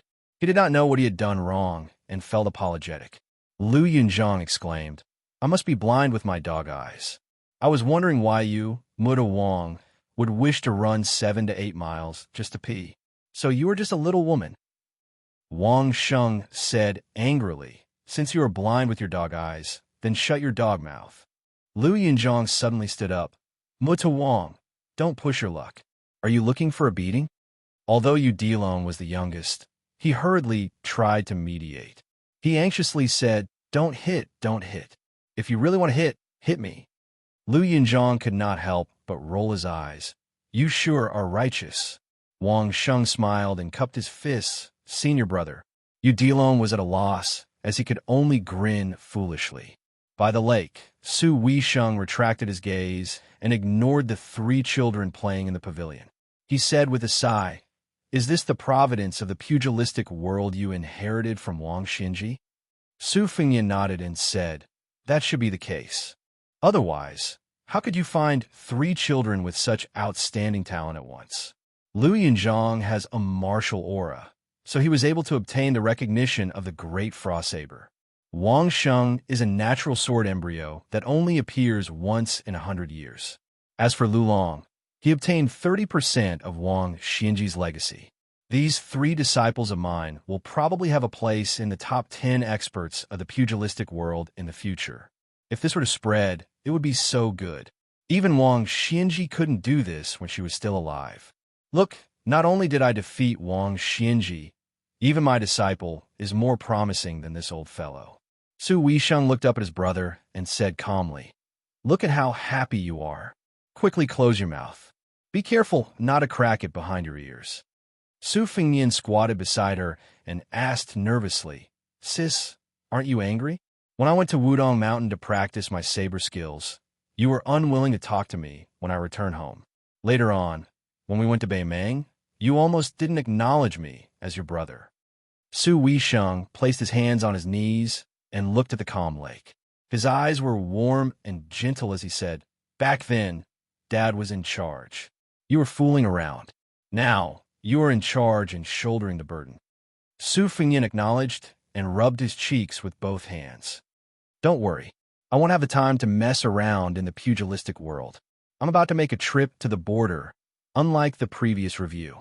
This time, I'm going to call all 14 lieutenants. It can be said that the 50 or so generals who hold real power in Beiliang will all be meeting together. Su Weisheng turned his head and flicked Su Fengyan's head. "You're still showing off." Su Fengyan smiled helplessly and did not refute. Su Weisheng tapped the edge of the chair with one hand and propped up his chin with the other. He smiled brightly and said proudly, "The entire pugilistic world is watching you. In the future, the two countries will also have to obey your whims. Regardless of success or failure, how many people can there be in 1,000 years?" Su Fengyan only glanced at the sky. Chapter 1143. In the darkness of the night, Su Fengyan walked alone to the Yellow Crane Tower on Mount Qingliang. The spring festival couplets on a white background were still pasted on the gate of the mansion, and the lanterns in the mansion were all white as snow. After the death of the old man, this solemn mansion was no longer joyous. It was not until the whole of Beiliang learned that the young vassal state had defeated Wang Xianxia of the martial emperor's city that the atmosphere of Mount Qingliang took a big turn. Many of the thoughts that had been hanging on the tip of their tongues were suddenly put to rest, and the haze that had shrouded Beiliang Palace was swept away. After Su Fengyan entered the mansion, he did not go to the Wutangan where he had spent his youth. Instead, he went to Su Zhao's house and sat there for a long time. The two standing clothes racks still held the old-style boa robe of Prince Liang and the model general's armor. Outsiders would think that it was reasonable for Su Xiao to care about the latter. After all, Su Xiao, the lone thief, had climbed to the top of the court by virtue of his military exploits. However, few people knew that the butcher actually did not scoff at the vassal state's robe as outsiders mistakenly thought. Su Fengyan was well aware of this. What Su Xiao cared about was not the vassal state's identity as the vassal state's king, but the credit behind it. It was the credit of rebuilding the Zhao dynasty that many powerful officials in the imperial court had deliberately forgotten. At that time, Liang was just a barbarian dynasty in the northern region. Heroes rose together, and the vassal state was divided. Who in the central plains, including the Chu, would treat this guy who had endless internal strife as a formidable opponent? It was precisely because Su Xiao, the troublemaker, went south to Liao that he forcefully helped the late emperor of Liang hold the dynasty in his hands. Without internal strife, he laid the foundation for the subsequent spring and autumn period. This was also the reason why many of the nobles of the Zhao dynasty had a clear distinction between their love and hate for Su Xiao. Most of the older members of the imperial family who were close to the late emperor were in the dark currents of the imperial court after the world was settled. Even if they did not speak up for Su Xiao, at the very least, they would not hit him when he was down.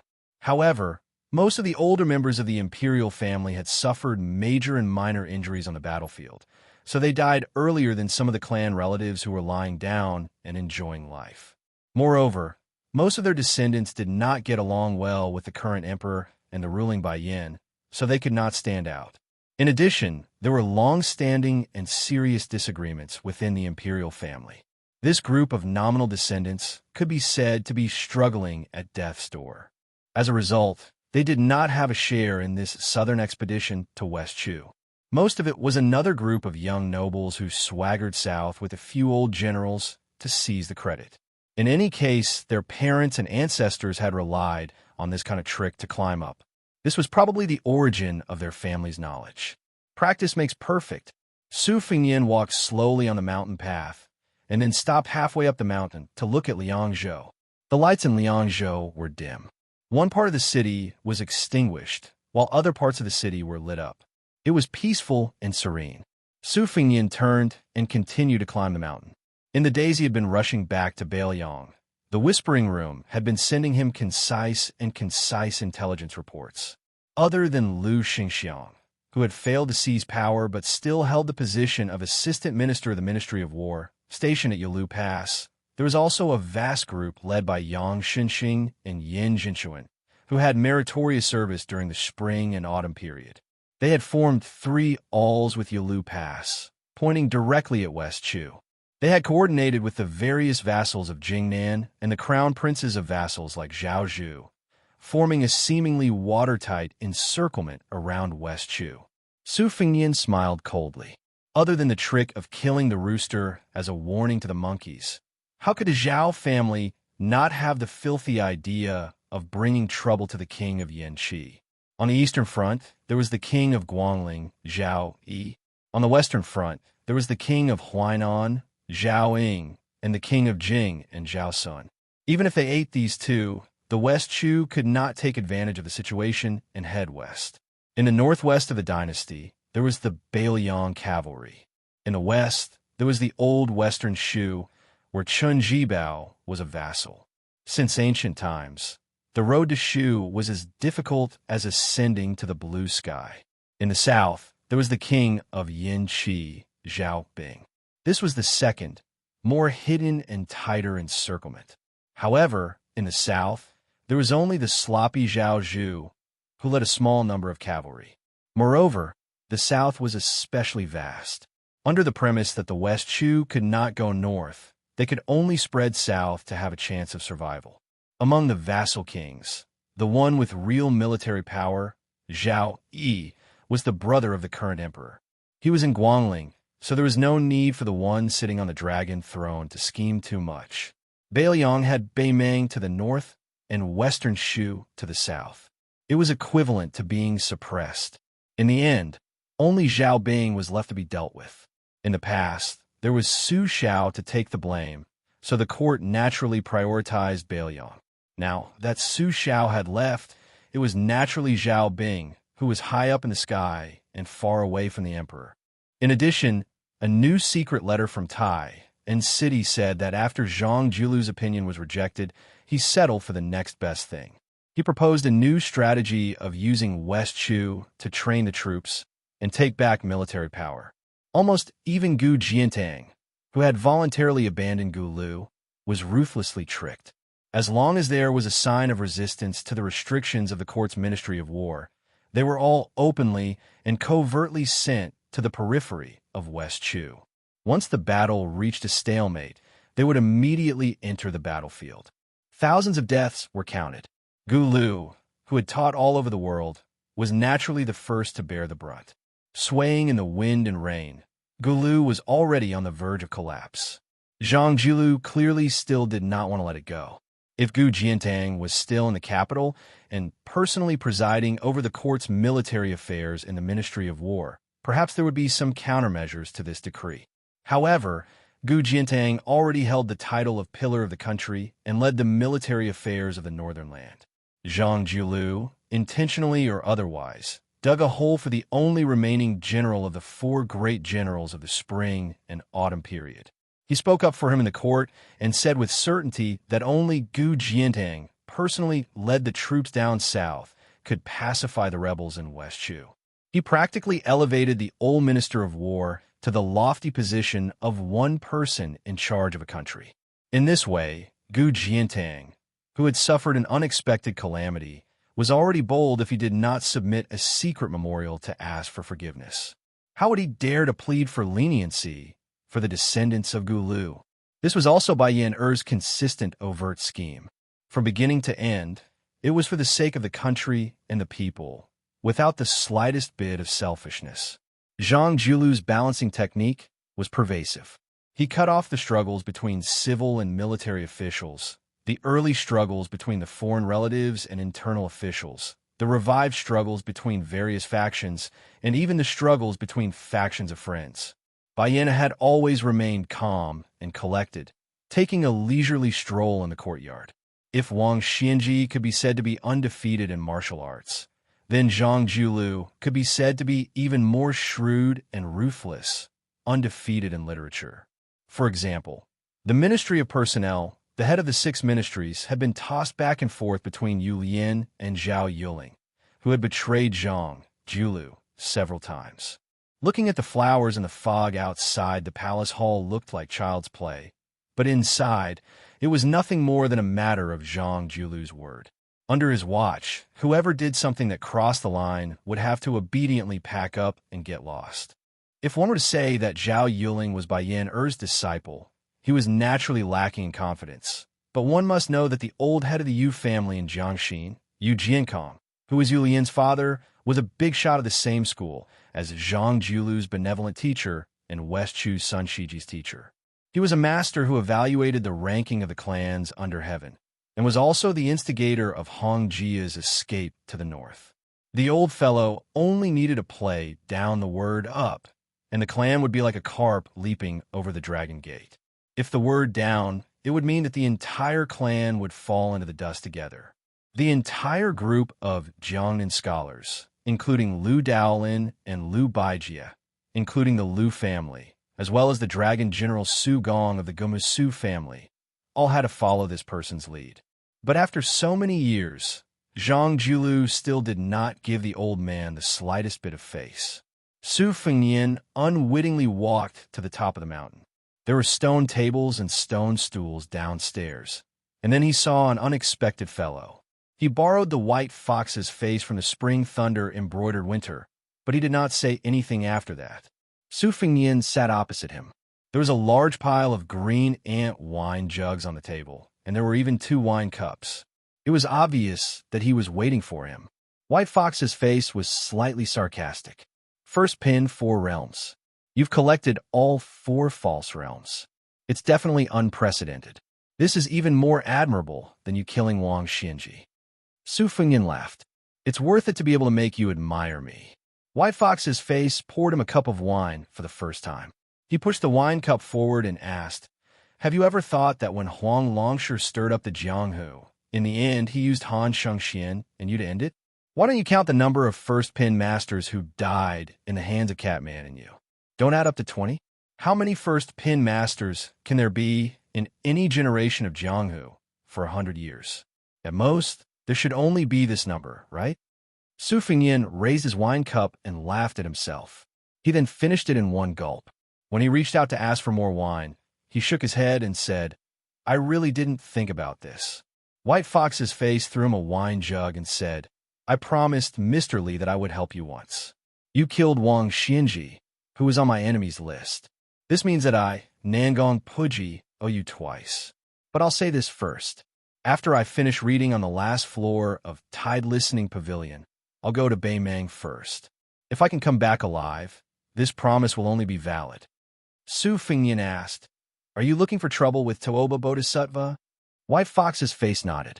Su Fengnian lamented, Wang Xinji and Tooba Bodhisattva. How much hatred do they have? You're just a woman. White Fox's face was cold as she interrupted. I'm a man. Su Fengnian dismissed it with a laugh. It was unreasonable to reason with a woman. However, White Fox's face was probably really treating him as a man. Or maybe he was really a man, just like the androgynous Murong Tong Huang who had fled to Beimang. White Fox's face lifted his head and drank a big gulp of wine. He joked, if you were a woman, I would really marry you. Su Fengnian was speechless. White Fox's face suddenly said, when I was practicing martial arts, I always felt that there were endless masters to kill and heads to cut off. But now that I'm climbing higher and higher, you've taken the lead. I realize that killing here and there is no meaning. In the end, do I have to fight you to the death to live up to this life? Su Fengnian choked on a mouthful of wine and said angrily, can't you have a conscience? White Fox's face held the wine jug to half of his face and asked with a playful smile, are you trying to say that a woman's heart is the most vicious? Chapter 1144. It was probably Su Fengnian's first time traveling in Jianghu. The only real master he had met was right in front of him. He still had a shadow in his heart. Even though everyone in the world could fight, he still could not help but feel scared. Glancing at White Fox's chest, Su Fengnian thought to himself that with his keen eyes that had been trained by his travels, even if the woman was deliberately hiding her amorous feelings, she would not be able to escape from the scene of prosperity and peace, would she? White Fox smiled and said, do you want to die? Su Fengnian said calmly, I'm not scared. Even if I don't have the body of Gao Shulu and have lost most of my spirit, it won't be easy for you to kill me. White Fox raised her eyebrows and said, oh, you're really promising. Su Fengnian suddenly leaped back 30 to 40 feet with the wine pot in his hand. Flustered and exasperated, he cursed, White Fox face, you really turned hostile just like that. White Fox squinted her eyes, full of murderous intent. Su Fengyin sighed and waved his hand at the top of the mountain. Wang Sheng ran over with a blushing face. He still looked like an honest man with a sword case and a famous sword. He lowered his head and explained, "Master, I couldn't sleep, so I walked here." Su Fengyin made a sound of acknowledgement. He turned his head to look at White Fox's face and asked, "Approximately when will you leave for Northern Mei?" White Fox said calmly, "At least 3 months, at most half a year." Su Fengyin smiled and said, "Then bring my second disciple, Wang Sheng." White Fox nodded and did not refuse. After getting the answer, Su Fengyin said softly, "Go to bed early after you go down the mountain." The tall, dark-skinned girl turned and left silently. White Fox looked at Su Fengyin, who returned to his seat, and asked with a frown, "You're willing to leave such a good, unpolished gem to me?" Su Fengyin shook his head and said, "Staying by my side won't make any progress. If one's martial arts cultivation is not tempered enough, it will be wasted. If one doesn't walk back and forth from the gates of hell a few times, no matter how talented one is, it will be useless." White Fox was still staring at Su Fengyin. Su Fengyin said awkwardly, "You can probably tell that this girl can either learn from you and become an imposing man, or she can only stay in Bailiang and not adapt to the environment there. She can only be considered a graceful woman with an orchid aura. It's fine if it's an ordinary girl, but this doesn't match Wang Sheng's temperament. Actually, among the 3 disciples, I'm the most selfish towards her and have the highest hopes for her." However, she couldn't say such things out loud. Once she did, the pressure on her, who was far more meticulous than Lu Yunzhang, would be even greater. She might even collapse. When Wang Sheng followed you through northern Liang and arrived at northern Meng, he was able to borrow the vigorous wind and masculine energy unique to the frontier fortress to concentrate all of his energy in one go. This is much more direct and effective than any verbal instruction or reading through secret manuals. Su Fengyin swirled his wine glass and smiled. "Of the 3 disciples, I will take Lu Yuanlong with me. Otherwise, I won't be at ease. Lu Yunzhang will be thrown to the Fish Dragon Gang for a period of time, and then thrown to the border. As for Wang Sheng, she will go with you." Su Fengyin turned his head to look at a place further north than Bailiang and said softly, "Beimeng. I have been there and know that the sky is high and the ground is broad. Moreover, there is a person who practiced swordsmanship there." White Fox looked at the man who was less than 30 years old. He walked the Jianghu with a saber in hand. After all, it was just for revenge. What was the purpose of drinking the horse in the north? Su Fengyin patted his forehead and ran down the mountain. White Fox looked at him with disdain. What else could this guy be doing down the mountain in such a hurry? Wutangan was full of women. Su Fengyin did go to Wutangan, but he didn't have any obscene thoughts. The 2 future concubines of Mount Qingliang, Wang Chudong, who was only second to his second sister, went to give lectures at an academy in Liangzhou. Lu Qingyan was burdened by her troublesome family and had to work hard. She could only stay in Wutangan to accumulate merits for the Lu family's disciples. It was a bit like making up for her mistakes.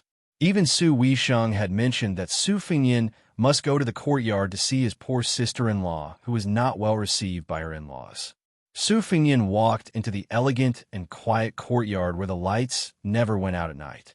He felt a little sad and thought of the exquisite maids, Green Ant and the others. They had no choice but to live in a different Jianghu. They were not young and vigorous at all. From the beginning to the end, there were only cold schemes and betrayals. Su Fengyin didn't rush into the house. He looked around the familiar courtyard where the lights were as bright as day and the smiles of those young women lingered. He wondered if they were really happy when they played here year after year. Tonight, Lu Qingyan and a third-rank maid, Xianxia, were on duty. The 3 tables were piled up like a mountain. Xianxia grew up in Wutangan since she was young, so Su Fengyin was very familiar with her. At this moment, she was concentrating on holding a sharp stone badger pen. The pen was heavy with ink, but the ink was evenly spat out evenly. It was easy to write for a long time, and it had always been Xianji's favorite pen. Probably because she was hesitant about something, she didn't dare to write for a long time. The tip of the pen dipped in ink had already drawn ink stains of different shades on her face. She was completely unaware, like a cat with a dirty face. Other than Xiangu, there was another fresh face. Su Fengyin knew that she was a young girl that second sister had carefully selected. Her name was Xianxia, and she could be considered a newcomer in Wutangan. The secret files in her hands were somewhat cruder than the senior Xianji's. She was originally using her 5 fingers to hold her other wrist and gently turned it.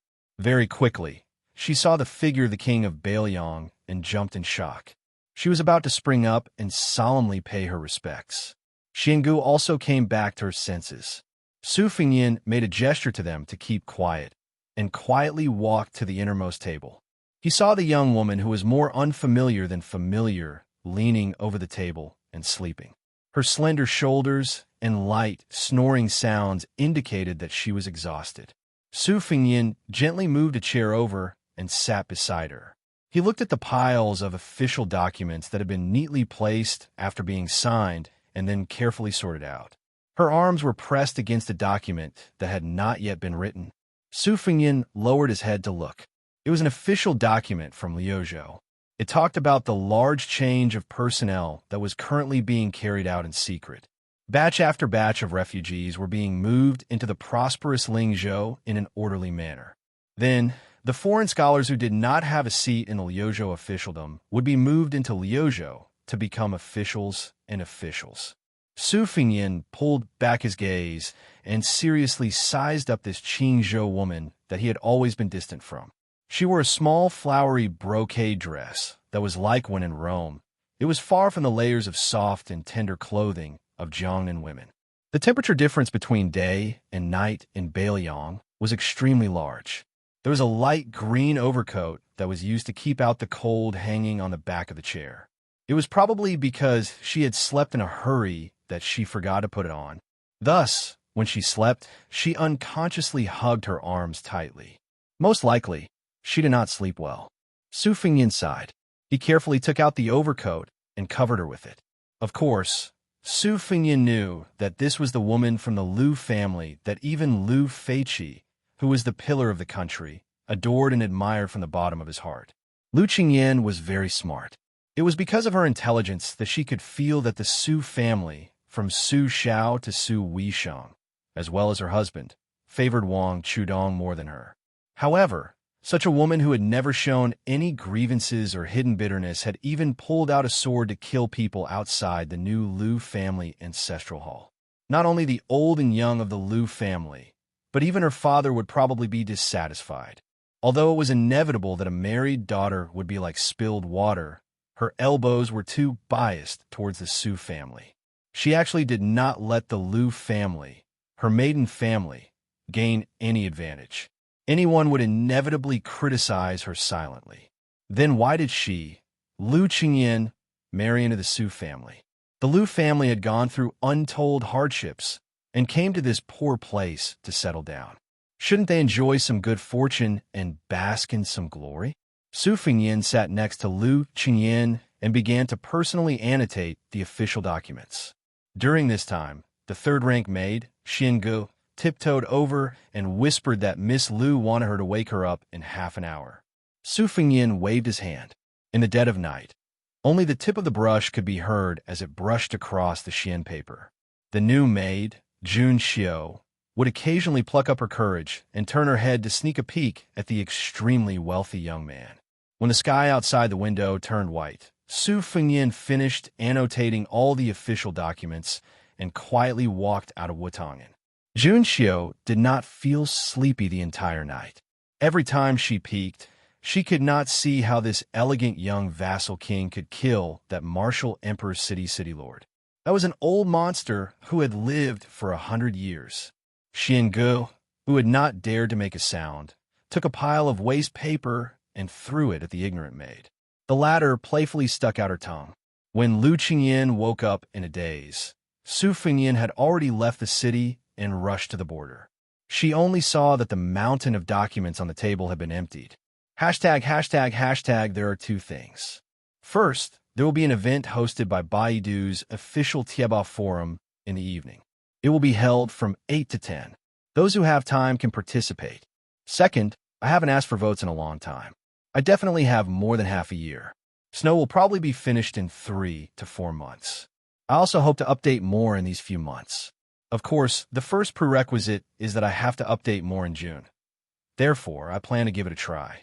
In June, I hope that those who have a monthly red ticket can support me. It seems that next month is the 2nd anniversary of Snow. I still haven't become a eunuch. I'm actually finishing the chapter.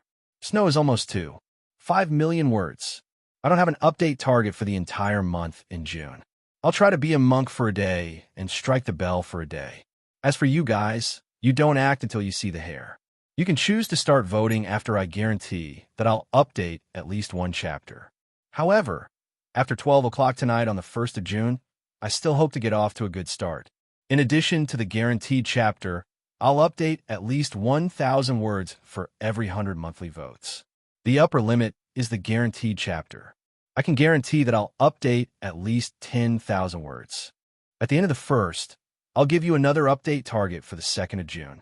If I only update at least one chapter, I won't ask you for monthly votes. When the time comes, you can keep it to yourselves. You can vote when I'm sure that I'll update more. If I promise to update that day, I won't update that day or even the next day. Please kill me. June, the votes are coming. Chapter 1145.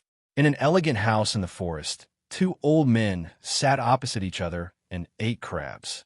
The older man had snow-white hair, and a lazy white cat sat on the corner of the table beside him.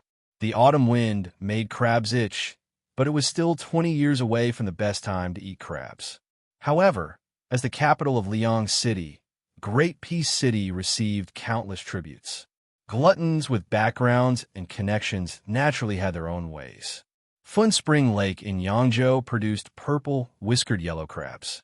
Because the Taoist ancestral court, Dragon Tiger Mountain, had many noble people, someone gave it the nickname Dragon Tiger Crab, which had been used to this day. Compared to other lake and river crabs, this kind of crab matured 20 years earlier. It was only autumn, but the female crabs were already yellow and full of meat.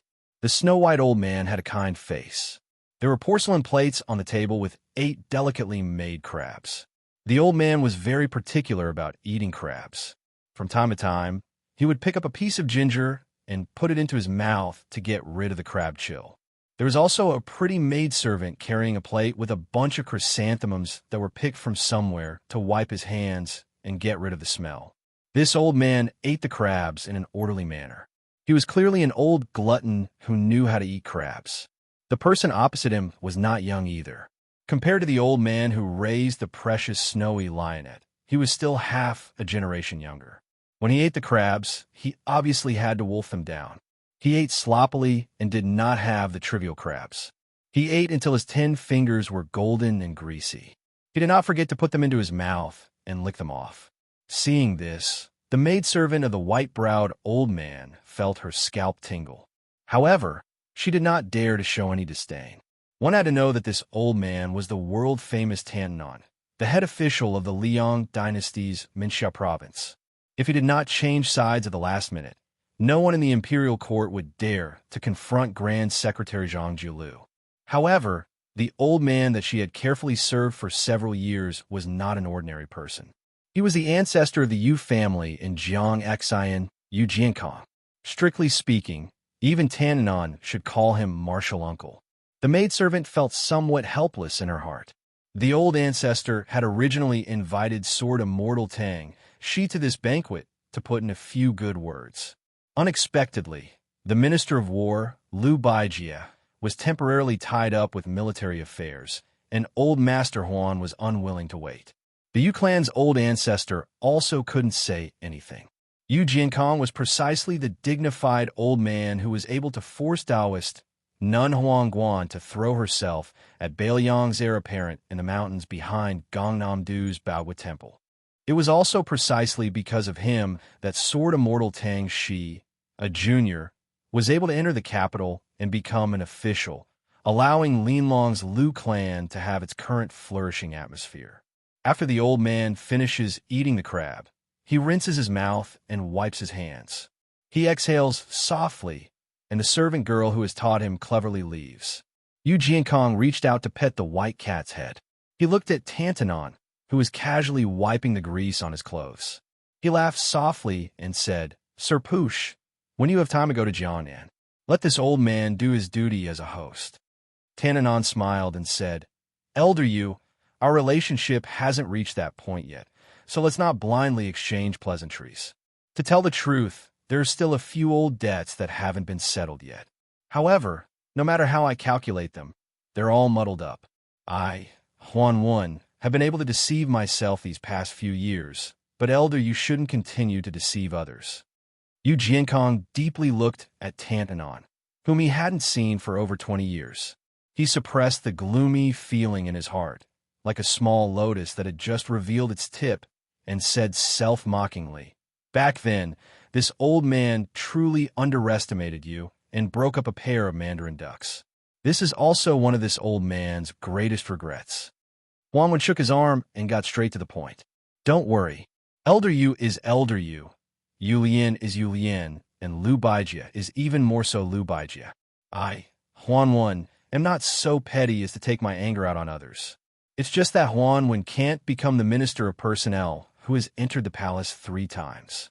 He can't compete with Zhang Lu's disciple, Zhao Yuling.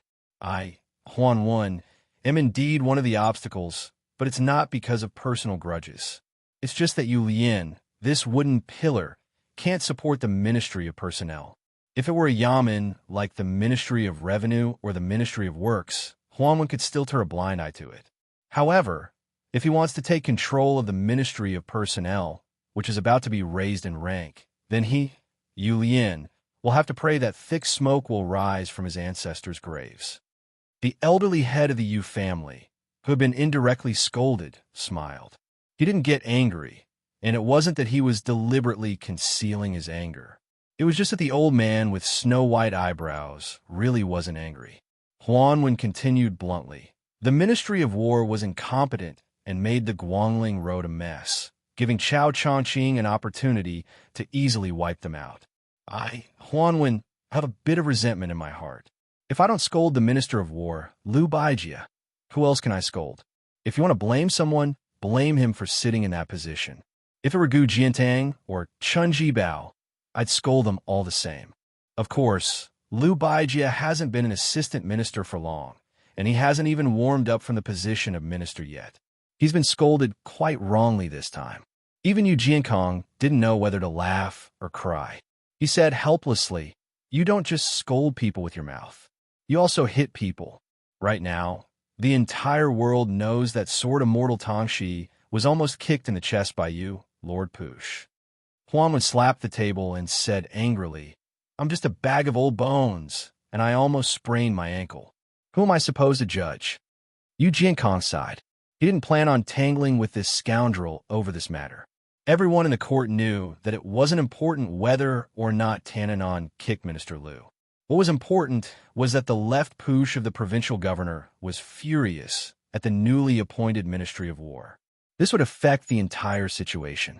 Even if Lu Baijia was highly regarded by the emperor, if he gave off a terrible impression of being hated by Tananon, then Lu Baijia's ambitions would be hindered in many ways. Even if he could succeed, it would be greatly reduced. The hearts of the people in the Ministry of War were already wavering, and the Ministry of Appointments, which had been suppressed for a long time, showed signs of rising again. As the new leader of the Jiangnan Scholar Group, Lu Baijia, who had a clear reputation, originally even had hopes of reaching greater heights and not being constrained by the Ministry of War. In the end, he was kicked by Huan Wen, and everything changed. Among the Jiangnan scholars, there was Yu Jiankong, who had once been evaluated, but weren't there just a few old fellows hiding behind the scenes in Jiangnan? Yu Jiankong could pick up and let go. He asked, "Then what about Su Gong?" Huan Wen glanced at Yu Jiankong and said unhappily, "I'm not a green-eyed child. It's not difficult for me to hinder someone's future, but I can't and don't want to do the work of promoting someone else. Elder Yu has picked up the wrong pig head and entered the wrong temple. Besides, with Elder Yu's decades of friendship, it doesn't seem like he needs to burn incense to anyone. In the past, the Gumusu family was propped up by 2 pillars. The outstanding dragon, General Su Gong, was outside, and Su Shufei was inside. Unfortunately, because the latter was Su Zhao's eldest daughter. She was caught by the empress and thrown into the cold palace. She probably wouldn't be able to see the light of day for the rest of her life. When she went to Changchun Palace, not only did the Gumu Su family suffer a great blow, the entire Jiang and scholar group was seriously affected. Aristocratic families were bound together for good or ill. This had been the case since ancient times. At the time, Su Shufei had just fallen out of favor. Very quickly, a few famous Jiangnan officials with bright futures were forced back to their original positions by Zhao Yuling's Ministry of Appointments. In officialdom, laughing at others and being laughed at often happened in a single night. There was no such thing as 30 years in the East and 30 years in the West. If it wasn't for Liu Baijia's meteoric rise in Great Peace City, the scholars in Jiangnan would have had an even harder time. Disregarding everything else, the day Liu Baijia was promoted to Minister of War, the number of people in the guild halls in the various provinces of Jiangnan doubled. Later, after Tantanan scolded the Ministry of War, another 30% of them silently left. Yu Jiankong gently stroked the white cat's back. He shook his head and sighed. The difference between being in the palace and not being in it is like the difference between heaven and earth. Inside, if you ask someone to do something, they should be deeply grateful. Outside, asking someone to do something isn't very effective. Yu Jiankong used the pretense of interceding for Liu Baijia, but in reality, he was plotting for Su Gong's future. Because the two old men were very clear about the situation, Liu Baijia's temporary rise and fall on the stage couldn't stop the trend of this favored person. However, Dragon General Su Gong was different. The court already had an undercurrent that suppressed generals. The Ministry of Appointments promoted him higher than the Ministry of War. Gu Jiantang was confined to the northern border by a gaudy title of Pillar of the Country. Why were Yang Xinxing, Yin Zhinshuan, and the other military veterans in such a hurry to go down south? Wasn't it because they could see that there wouldn't be such a shop after this village? They were all trying to accumulate as much merit as possible for their descendants. If Su Gong missed this once-in-a-lifetime opportunity, it would be even harder for him to stand out in the future. In the entire spring and autumn period, there was only Su Xiao the butcher who could create his own momentum. Gu Jianeng could only be considered half a person.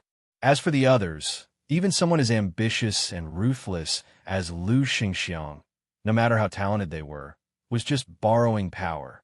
Chapter 1146. Huan Wen hesitated and didn't say anything. Yu Jiankong was stunned. This fellow had never been one to drag his feet, yet he was actually hesitating about something. The old ancestor's expression immediately turned serious. Huan Wen suddenly asked an inexplicable and unrelated question. Elder Yu, how many years do you have left to live? How about 15 years? Yu Jiankong couldn't grasp the mystery and could only tell the truth. He smiled and said, I don't dare to think too much about 15 years, but I definitely won't be able to lie down in a coffin within 10 years. Huan Wen nodded and said in a deep voice, All right, then I, Huan Wen, will make an exception and help Su Gong say a few words. Within 3 years, I will definitely make him a general with real power. To be honest, if we follow the way you Jiangnan scholars operate, Su Gong won't be able to get promoted. Only death awaits him. As repayment, Yu Jiankong, will have to write 2 words for someone before you die. Yu Jiankong frowned and was somewhat puzzled. Huan Wen used his finger to write 2 words on the table, then stood up and left. Yu Jiankong looked at the empty table without any words and didn't send Tannan off. After a long silence, he sighed and said, Baiyiner, with such a good friend, what is there to be afraid of in death? The Beimang Empress was far more open-minded than any man in the world. She allowed the Southern Dynasty to form its own imperial court. The Southern Dynasty had 6 ministries, but didn't have the 2 provinces of the Hall of Secretaries. However, there was an additional king of the Southern Courtyard. However, the minister of the 6 ministries was still one rank lower than the North Court. The king of the Southern Courtyard, Huang Songpu, had a declining status in Beimang, especially after his trusted aide, Hong Guan, was buried at the Gentleman's Pavilion on the border. This dealt a heavy blow to Huang Songpu, who was born from a small noble family in Beiqian. The general Lu Gui, who was born as a commoner, and Yang Yuanzhan, who had joined the army, didn't take advantage of this situation to wantonly encroach on Huang Songpu's power and territory. Ever since the Longxiang army crushed the front line of the Tile Gentleman's Pavilion to pieces, many of the first-class noble families had become much more restrained. The old people who had dared to criticize the three generals felt the oppressive atmosphere before a storm. They no longer spoke carelessly about how they didn't even need 100,000 soldiers to overturn Beiliang.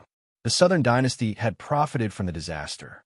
A rare harmonious atmosphere had appeared in the Southern Dynasty. Dongzhi was increasing power, and almost irresistible external forces had risen. Hong Jingyan had obtained all of the Ruren cavalry. The confrontation between the two in the Southern Dynasty's imperial court had, to a large extent, diverted some of the old contradictions from before. The king of the southern courtyard, Huang Songpu, was increasingly unable to command the 400,000-strong army of the Southern Dynasty. Both inside and outside the imperial court were well aware of this. However, a starving camel was still bigger than a horse. As long as the two generals, Lu Gui and Yang Yuanzhan, didn't fall out with Huang Songpu, no one dared to challenge him face to face. Except for that damned fatty. At this very moment, Dong Dong, who had even more military power, had nearly 100,000 men and horses under his command, and all of them were elite soldiers. This Dong Dong, who had an extremely bad relationship with people in the imperial court, was cursing loudly. He was practically pointing at Huang Songpu's nose and spitting saliva. "Old man Huang, have you been blinded by lard? Are you thinking of fighting Beiliang to decide the outcome of the battle? Let me ask you, how did that Hong Guan, who should have been dragged out and whipped, die? He had the advantage in numbers and geography, but didn't he still lose to the Longxiang army, which had temporarily switched from heavy cavalry to light cavalry? Let me make a bet with you. If you do this, let alone flatten Beiliang, His Imperial Majesty's tent might even be raided by the Su family's cavalry. You damned old man, are you blind?"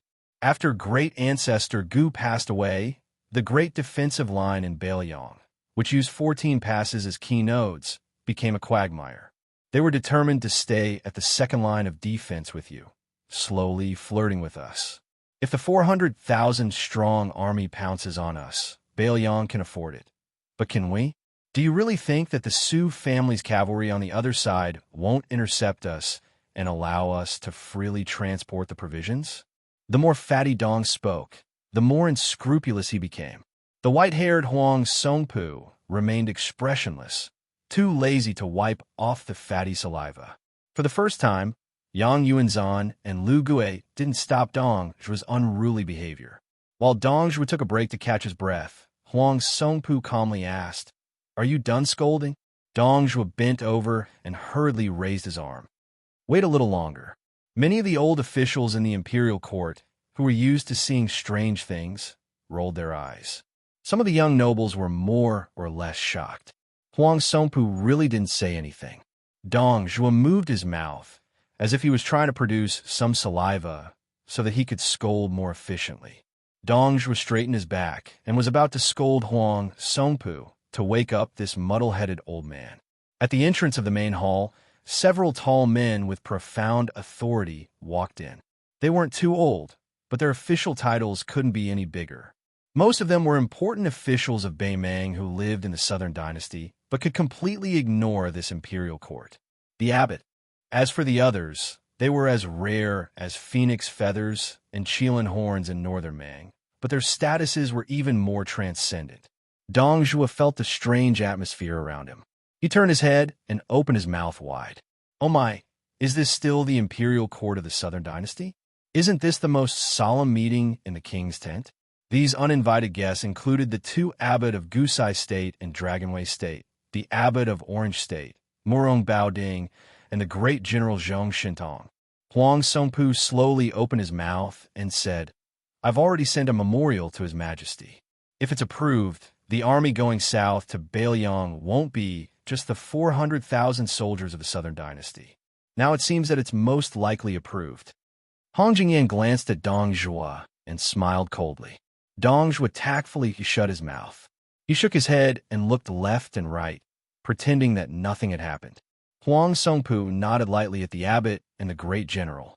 Then he said calmly to Dong Zhuo, "In the memorial, I've also resigned as the king of the northern court. I recommended you to His Majesty, Dong Zhuo." Dong Zhuo was dumbstruck. The fat man suddenly came to his senses. His eyes were wet as he tightly grasped Huang Songpu's hand. "Old general, you're so worried about the country and the people. It's so touching. Do you have any granddaughters you're worried about? For example, that unmarried Huang Ongwang? I, Dong Zhuo, am willing to help take care of her." Huang Songpu said coldly, "If you dare to take one step into the Huang mansion, I'll break your 3 dog legs." Dong Zhuo retracted his hand and chuckled. "I haven't become the king of the southern courtyard yet, have I? All the good things in the world are safe in my bag. Otherwise, everything will be empty." Hong Jingyan narrowed his eyes and looked on coldly. Huang Songpu ignored the snobbish fat man. He walked to the center of the hall and looked around.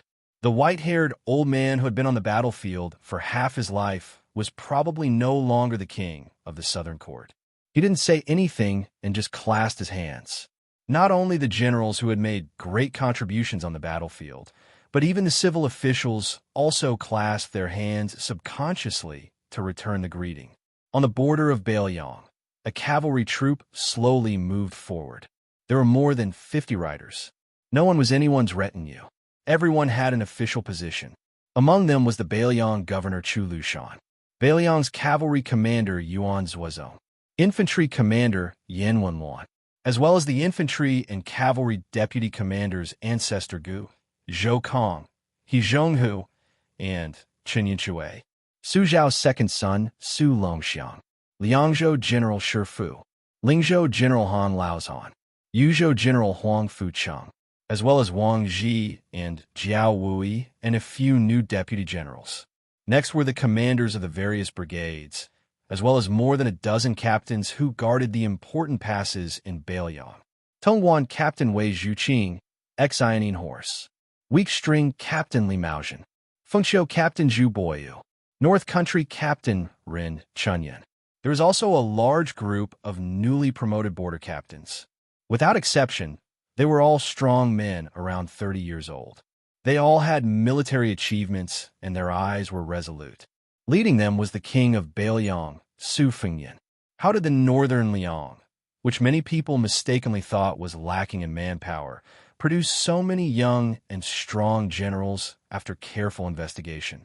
Such a lineup was enough to make enemies of any status feel their hair stand on end. The 50 cavalrymen tacitly lined up at the top of a high slope. They quietly looked down at Beimang. Yan Wenluan suddenly laughed loudly and said, "Old guys over 40 years old, take a step back and let the young people take the lead. How about it?" Ancestor Gu, Chen Yinchui, and the other old guys looked at each other and smiled, silently retreating. This cavalry troop was slightly uneven. However, their majestic aura did not decrease at all, because on the front line, there were more than 30 people. Whether it was Liang or Beimang, it seemed that it was impossible to bring out so many young and strong generals who could fight on the same front at the same time. It was even more impossible to make Yan Wenluan and the other famous generals of the spring and autumn period willingly cover the rear. The young king, holding an iron spear, used the tip of the spear to draw a horizontal line on the ground at the same level as the front horse's hoofs. Chapter 1147. In the desert, 500 cavalry against 500 cavalry. The two sides were all lightly armored elite cavalry. They did not have bows or crossbows, and the only weapon in their hands was a wooden pole. One side was the elite cavalry from Yuan Zuozong's Jibei camp, and the other side was He Zhonghu's Iron Monument camp. The reason why the two sides were practicing martial arts here was not because the group of Northern Liang elders in the distance wanted to see the battle prowess of Northern Liang with their own eyes. Instead, it was for a reason that even those outside the Northern Liang path would find inconceivable. Horse competition. Bailiang placed the most importance on horse management, and there were pastures all over the place. Among them, Yinji pastures sent out the most horses, producing 1,600 horses a year, of which around 300 could be used for cavalry. This was a shocking number in the Liang imperial court. One must know that even though Nanjing had 7 pastoral supervisors in 3 prefectures, it was barely the same number. Of course, the pastures in the south of the capital were inferior and the horse management was poor. Beiliang's Xinli pastures were the best. Over the years, the number of horses allocated to the elite cavalry units of northern Liang had never changed. However, the quality of the war horses sent from the various pastures was very particular. Even when Huaihua's great general Zhonghong Wu held the power of the cavalry, he could not control the allocation of good horses. He had to follow a rule, and that was that every cavalry in Beiliang had to fight in pairs. If they won, they would take the good horses. If they lost, they could only eat the leftovers of others. A few cavalry troops with over 10,000 people would choose 800 cavalry each time. Another cavalry troop with similar combat strength would choose elite soldiers and fight each other. The flag-holding camp would send out 500 people, and the small camp would send out 200 to 300 people. Beiliang claimed to have 300,000 cavalry, but it was referring to the total strength. Naturally, it could not be all cavalry. In fact, the total number of Beiliang cavalry had always been between 100 and 150,000. Otherwise, unless Liang sent all the horses in the world to Beiliang, it could not support the Su family cavalry.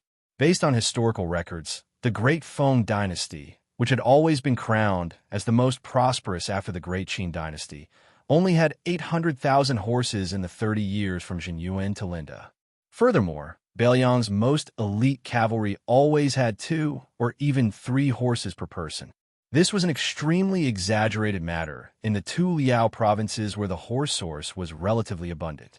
Horses were the foundation of armors and weapons, the most important weapon of the country.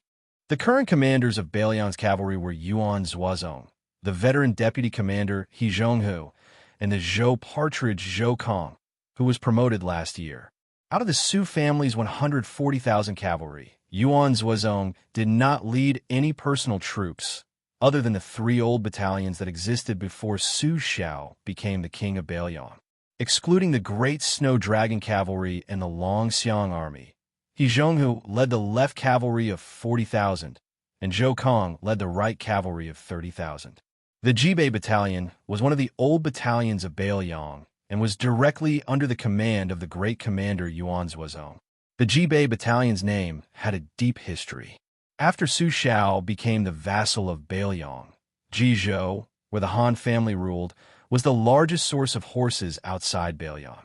During the Spring and Autumn War, Su Xiao formed many good relationships with the Han family.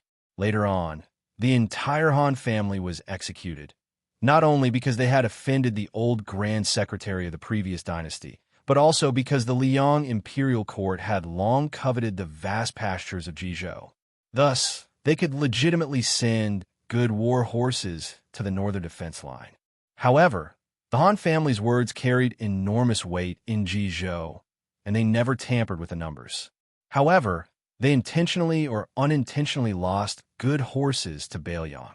Although the Han family and the Su family became enemies later on, they were already a thorn in the side of the Zhao family. At that time, for Zhang Jiulu to be able to sit on the Grand Secretary's seat, the Han family played an important role. The 2 armies charged forward, and dust filled the air. A rider of the Jibei Battalion tilted his head and dodged a wooden pole that looked like an edgeless spear. He then used the pole in his hand to point at the heart of the rider opposite him, knocking him off his horse. The light rider of the Iron Tablet Battalion was only hit by the pole, but before his body landed on the ground, he was grabbed by the shoulder by his comrade and thrown back onto the horse. Then, he continued to charge forward, tearing apart the enemy line. On the other hand, the riders of the Jibei Battalion and the Iron Tablet Battalion pierced each other's chests with their wooden poles at almost the same time. With the momentum of the war horse's charge, the sturdy poles bent at an astonishing angle, knocking the weaker riders off their horses on the spot. No matter how skilled the cavalry was in spear techniques, they would never use the fancy technique of killing the enemy with a single point of the pole. They would always rely on the momentum of the cavalry's charge, and the cavalry would always be so clean and neat. After each side penetrated the enemy's formation, both sides had changed positions. However, the Jibei Battalion and the Iron Tablet Battalion did not slow down their horses, nor did they stop their horses to turn around and charge again. Instead, after the cavalry successfully pierced through the enemy's formation, both sides took a large and precise arc at almost the same time, striving to gain more momentum from the collision as quickly as possible. During this period of time, the riders who fell off their horses had to immediately lead their horses away from the battlefield. After all, this was not a real battle, and falling off a horse meant death. Xianxia was the deputy commander of Bailiang's infantry. He narrowed his eyes and watched the situation on the battlefield. He smiled and said, "Old He, the 120 A-class war horses from the Xianli Ranch and the 400 B-class war horses from the Koer Ranch should have nothing to do with the Iron Tablet Battalion." He Zhong was calm and said calmly, "This is just a charge. If we were at a disadvantage in the early stages, we would have lost. You, Chen Yinshui, would have died 7 or 8 times in the Battle of the Western Wall." Chen Yinshui laughed and said, "How can it be the same? The Iron Tablet Battalion is fighting against the Jibei Battalion, one of the best elite troops in Bailiang. They are not the hotheads from West Chu." He Zhong suddenly sneered and said, "Old man, why don't we make a bet? If I win, you will give me that yellow parasite scout. How about it?" Chen Yinshui laughed and scolded, "I only have 4 yellow parasite scouts in total, and they are all my treasures. I won't make this bet. I definitely won't. Also, why don't you say what you will do if you lose?" He Zhong said calmly, "The soldiers I have trained will never lose." Chen Yinshui turned his head to look at the young king of Bailiang, who was sitting high on his horse and carefully watching the battle. He smiled and said, "Your Highness, look. Isn't Commander He's face as thick as the city wall?" Su Fengyan smiled and did not say anything. Chapter 1148. He Zhonghu led the troops and governed the troops. His style was ancient. He had to personally attend to everything, just like an Annie taking care of her own children.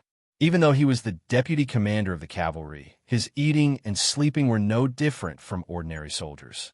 Moreover, He Zhonghu did not have a wife or children. He only raised several lame old horses. This veteran general, who had meritorious service throughout his life, had made up his mind to live and die at the border. If it was based on military merit and seniority, Zheng Hongwu simply wouldn't be able to sit on the cavalry commander's position. It was just that He Zhonghu had never formed a faction and always maintained a gentleman's friendship with Wei Taizhan and those old generals who had already withdrawn from the border. He also didn't like to rope in large numbers of young and strong generals to be his students and direct subordinates. He was the one who had been the deputy commander for the longest time in the Bailiang army. He Zhonghu did not have a distinctive style in leading the army. He rarely seized a big victory. However, in the 30 years of military service, He Zhonghu had almost never suffered a crushing defeat. Li Maozhen, who was known for his experience and wisdom, used to be a subordinate of He Zhonghu. However, Li Maozhen was famous for his addiction to being an officer. He had followed He Zhonghu for many years and was often manipulated by Zheng Hongwu's henchmen. Li Maozhen left the border army and returned to Bailiang. He asked Su Xiao for the position of guerrilla general. Chen Yinshui continued to fan the flames. He joked with Yuan Zuozong, "Commander Yuan, how can you bear this?" Yuan Zuozong smiled. "It's hard to say who will win. It's not good for me to clamor for a one-on-one horse battle with old General He. After all, you are old and weak." He Zhonghu suddenly glared at him. "Yuan Zuozong, if you were 20 years younger, believe it or not, I could beat you down with one hand." Yen Wenwan, who looked thin and small, laughed. "Bullsh *T. Whether it's a horse battle or a foot battle, He Zhonghu can't beat Commander Yuan even if he has 3 heads and 6 arms." He Zhonghu was the most respected person in the Bailiang army.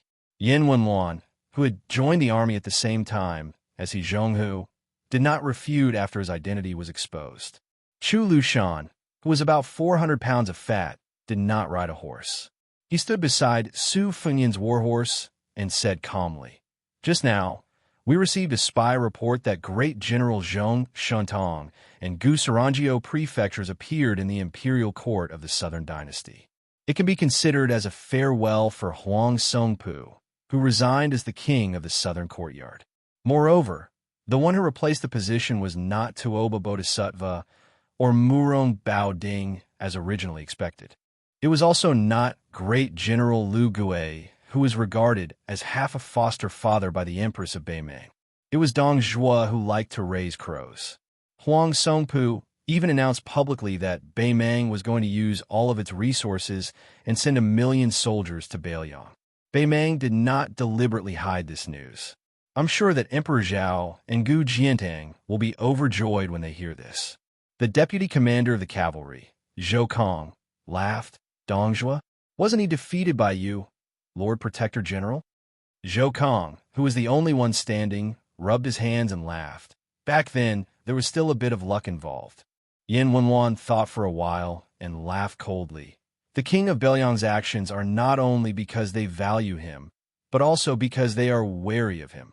Chu Lushan nodded and said slowly, little fatty Dong has always been treated as half a son by that old woman.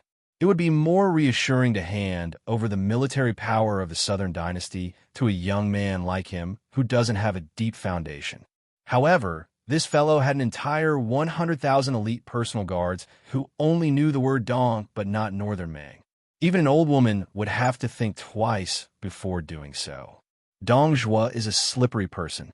If he doesn't take the lead as the king of the Southern Courtyard, once the war starts, with his temperament of not acting until he sees a rabbit, even if he is forced to take the field, he will definitely not put in any effort. When the time comes, both Liang Mang and Bei Mang will suffer heavy losses. In the end, the Dong family will have the most soldiers. In this way, even if Dong Zhuo doesn't have any ambition, he will still have to be ambitious. Su Fingyin said, I heard that Dong Zhuo has always regarded you as an irreconcilable enemy.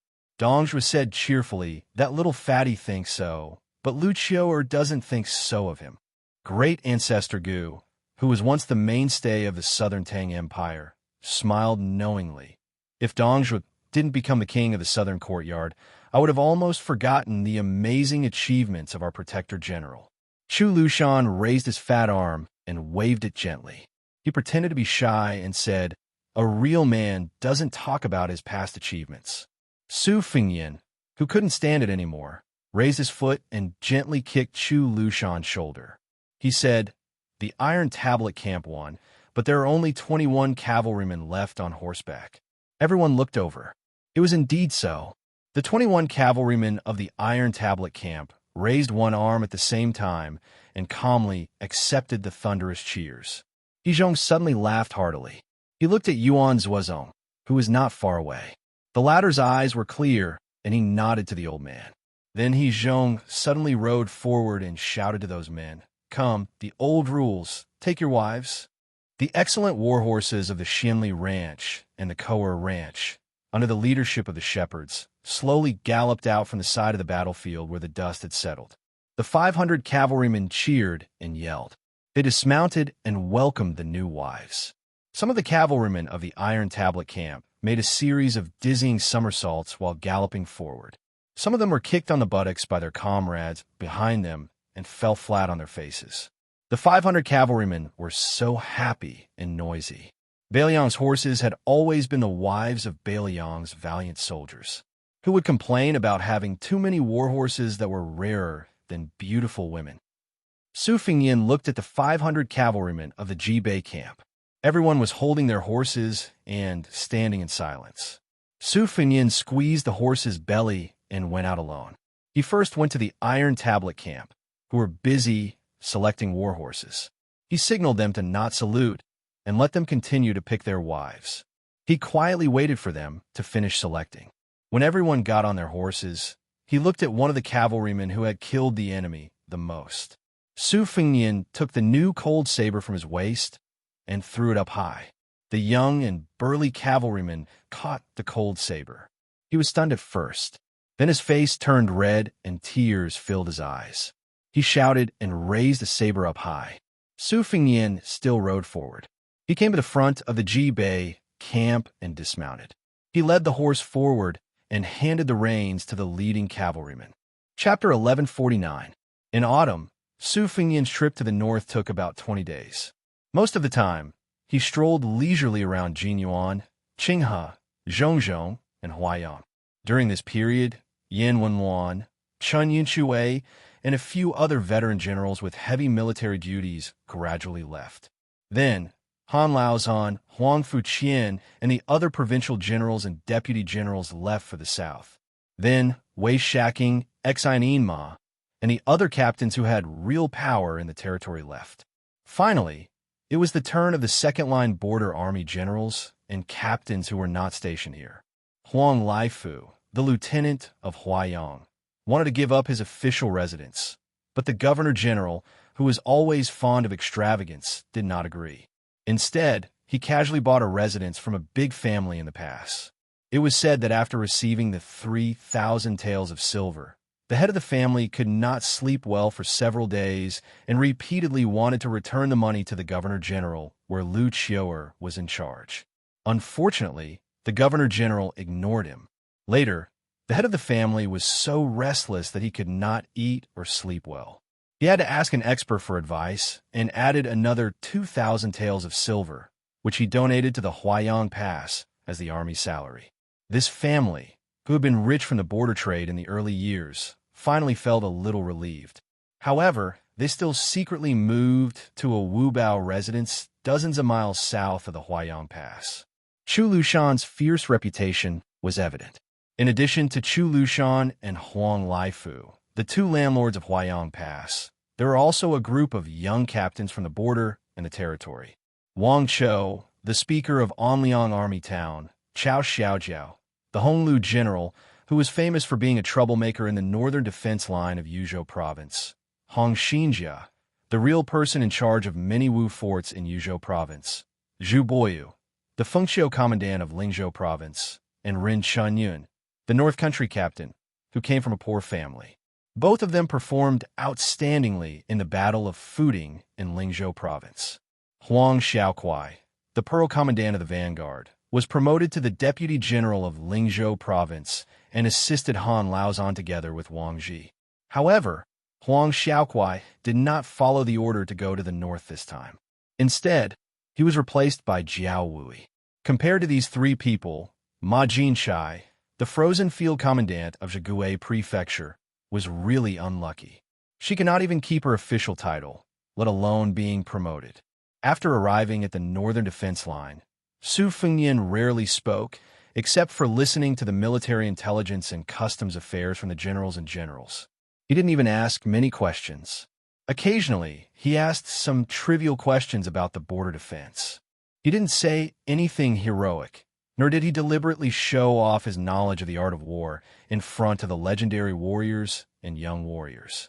In fact, many people sincerely wanted to hear about the feats of the king of Baoyang in Jianghu.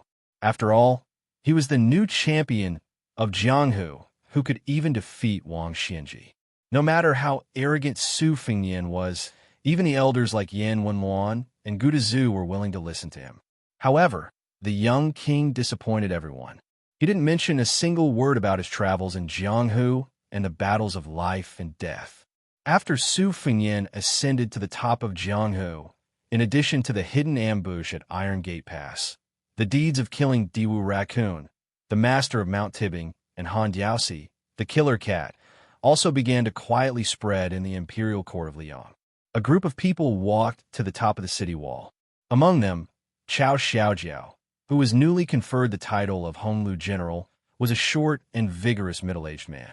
He had a good reputation in the eastern defense line of Baoyang in the north of Yuzhou and had accumulated enough military merits. However, because he repeatedly offended Zhonghan Wu, the great general of Baoyang, he didn't even get the title of a general. After Zhonghan Wu fell, Su Fengnian specially asked Baoyang to keep an eye on him for about half a year before he decided to promote him. Of course, Chao Xiaojiao was not a perfect person. He had a strong desire to kill and was ruthless in his management of the army. Many of his subordinates violated the rules and even embezzled the salary of the border guards. Zhong Hongwu used these reasons to keep Cao Xiaojiao in the position of a small lieutenant. Cao Xiaojiao was like a sharp blade that could hurt others, but he could also hurt himself. Su Fengyan's use of this person was not without criticism in the Beiliang army. Even the old General Chen Yinshui had some objections. As for Hong Xianxia, who was a full head taller than Cao Xiaojiao, his reputation was much better. Beiliang had a lot of hereditary military records in the Wu Castle. The Goremouth area was especially prominent. The king of the southern courtyard once said that even if Beimeng threw in 160,000 soldiers, they might not be able to fill it up. More than half of this could be attributed to Hong Xianxia's achievements. He was only mediocre when it came to leading troops in war, but whether it was managing the military affairs or building the Wu Castle system, he was one of the few geniuses in the Liang dynasty. He was also a master of investigation and knowledge. Gu Jiantang valued this person a lot. When he was in charge of military affairs in the northern region as the Minister of War, it was said that the general had secretly asked Zhang Lu to bring Hong Xianxia to the Liao and improve the defense line. After the request was rejected, there was even a ridiculous attempt to mobilize Zhaogo to kidnap Hong Xianxia. Walking to the top of the city wall, Su Fengyan looked to the east with his hands folded in his sleeves. He suddenly turned his head to look at Hong Xianxia, who was a block away from him. He called out Hong Xianxia's nickname, Lord of the Earth, and said with a smile, General Gu Jiantang, who is stationed in the Liao, recently offered this king a sky-high price. He promised that as long as he handed over the title of Lord of the Earth, he would help Beiliang get 30% more grain and 300,000 taels of silver from the imperial court. He also promised that you would be promoted by 3 ranks. You're only 1 step away from becoming a duke. Hong Xianxia grinned. First of all, it doesn't matter if I want to go or not. Second of all, I really don't care about the title of Lord of the Earth, as long as I can get things done. I've managed the Gourdmouth area for more than 10 years, and I can't bear to leave. Su Fengyan shook his head. Tell me the truth. Chapter 1150. Hong Xianxia's face, which was as dark as charcoal due to years of exposure to the sun and wind, could actually be seen blushing. Cao Xiaojiao immediately mocked. Old Hong fears nothing but his wife. His wife is an Annie from Yinji County. She's such a beautiful flower, and she's stuck on top of Hong Xianxia, this black cow dung. Last year, she even gave birth to a big fat son for him. How could that woman be at ease with her man, going to Liang to be a high-ranking official? We used to say that the woman's words were more effective than a general's. As for the imperial edict from the imperial court, even if it really reached the Hong residence, wouldn't that woman directly throw it into the latrine? Isn't that right, old Hong? Hong Xianxia elbowed Cao Xiaojiao's ribs. The latter didn't block it and rubbed it with a mischievous smile. You hit me, right? The prince also saw it with his own eyes. I won't pay back the 28,000 taels of silver I owe you. Hong Xianxia, who was close to Cao Xiaojiao, widened his eyes. Just as he was about to speak, he suddenly realized that the king of Beiliang was beside him. He forced himself to swallow back the family scandal that he almost blurted out. Su Fengyan dismissed it with a smile. He didn't follow the vine to get to the melon and get to the bottom of it. Chu Lushan frowned imperceptibly. Su Fengyan looked at the sky and said jokingly to the group of generals and lieutenants around him, You guys, go back to your homes and find your mothers. When they walked down the city wall, Chu Lushan approached Su Fengyan and asked in a low voice, Deploy 500 elite cavalry to protect the prince? Su Fengyan, who was followed by his eldest disciple who was a burden, shook his head. Chu Lushan didn't dare to make a decision on his own. At most, he could only secretly add more people. He quickly calculated in his mind. There were still a few old but strong falcons in the upper room of the Fushui Society. In the end, Su Fengyan and Yu Dilong left Huayang Pass on their horses. Yu Dilong barely learned horsemanship. Although the ride was bumpy, at least he didn't fall off the horse. Among the 3 disciples, Yu Dilong was the least close to his master, Su Fengyan. Although Lu Yunzhang was noisy, he ultimately spoke more to his immortal master. Although Wang Sheng was reticent, he was undoubtedly the one who respected Su Fengyan the most. Only Yu Dilong didn't know how to deal with his master, nor did he take the initiative to get close to him. The only emotion he revealed was a natural fear that came from the bottom of his heart. Su Fengyan had already taught Wang Shang swordsmanship and Lu Yunzhang fist techniques, but for some reason, he didn't carve Yu Dilong, who was better than his junior sister and junior brother in terms of luck and bone. He didn't even let Yu Dilong memorize a set of basic internal energy mantras. Chao Xiaojiao and Hong Xianxia came together and returned together. Because of Hong Xianxia, who was coveted by the Liang imperial court, Protector General Chu sent half a battalion of cavalry to escort him. Chao Xiaojiao and Hong Xianxia sat across from each other in a carriage. Chao Xiaojiao kept pouring wine. Hong Xianxia hesitated for a moment and finally said, "How can you speak without thinking? Do you really think you don't know that the prince and the Protector General don't know that you're covered in shit? Why'd you take off your pants on the city wall? Who are you trying to show to?" Chao Xiaojiao cast a sidelong glance at Hong Xianxia, who had spent half his life dealing with dirt and rocks. He smiled and asked, "Do you still remember what you were worried about on the way here?" Hong Xianxia nodded. "Naturally, with your stinky reputation, who would cover you up? Even a handful of yellow mud would be like shit. Since the prince made an exception to promote you, he would normally use both grace and authority. Although I don't have the ability to comprehend things as an official, I still understand this principle. Normally, when the prince meets you, he would give you a few words of warning." Chao Xiaojiao laughed. "That's right, that's common sense. So if the prince were to give me a sincere and earnest lecture, or even give me a torrent of abuse, I would feel at ease. But have you realized that this prince of ours is very strange? From start to finish, he hasn't given me, Chao Xiaojiao, a corrupt and ruthless official, a few words." Hong Xianxia froze and said in surprise, "That's true." Chao Xiaojiao raised his sleeve to wipe his mouth. "That's why I'm afraid. Otherwise, I wouldn't have dared to provoke the prince in front of Demon Chu on the city walls. If that wasn't a slap to Chu Lushan's face, who else would it be?" Hong Xianxia was even more confused.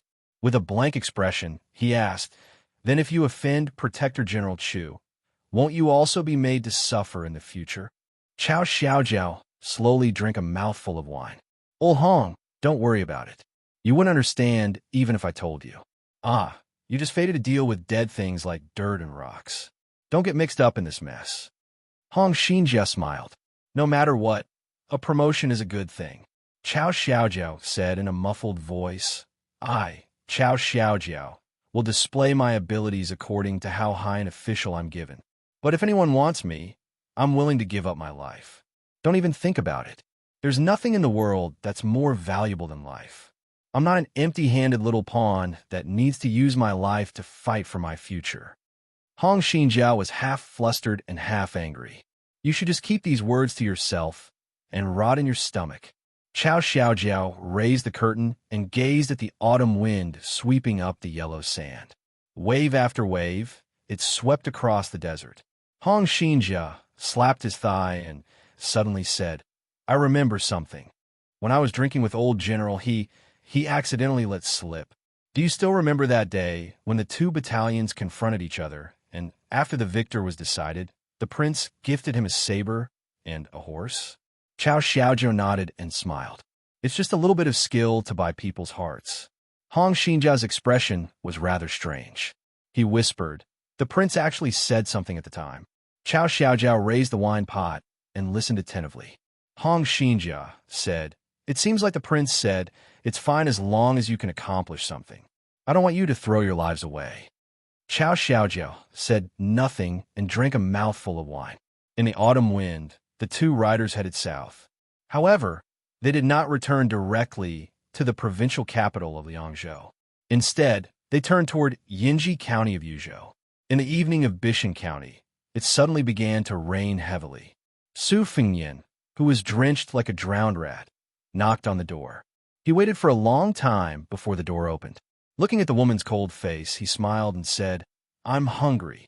The woman laughed coldly. "What a coincidence. I haven't eaten either." Su Fengyan slipped past the woman holding the umbrella. "I'll go." Yu Dilong would never be able to forget that scene for the rest of his life.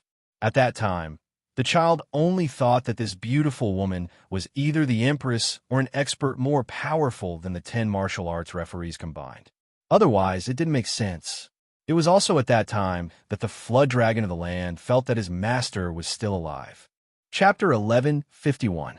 In the autumn rain, Yu Dilong felt that his master was like a scoundrel who came to take advantage of him. The child didn't dare to enter the house. He squatted on the steps outside the threshold and looked up. Under the eaves, there was a black curtain of rain. The rain splashed on the ground and splashed on his trousers.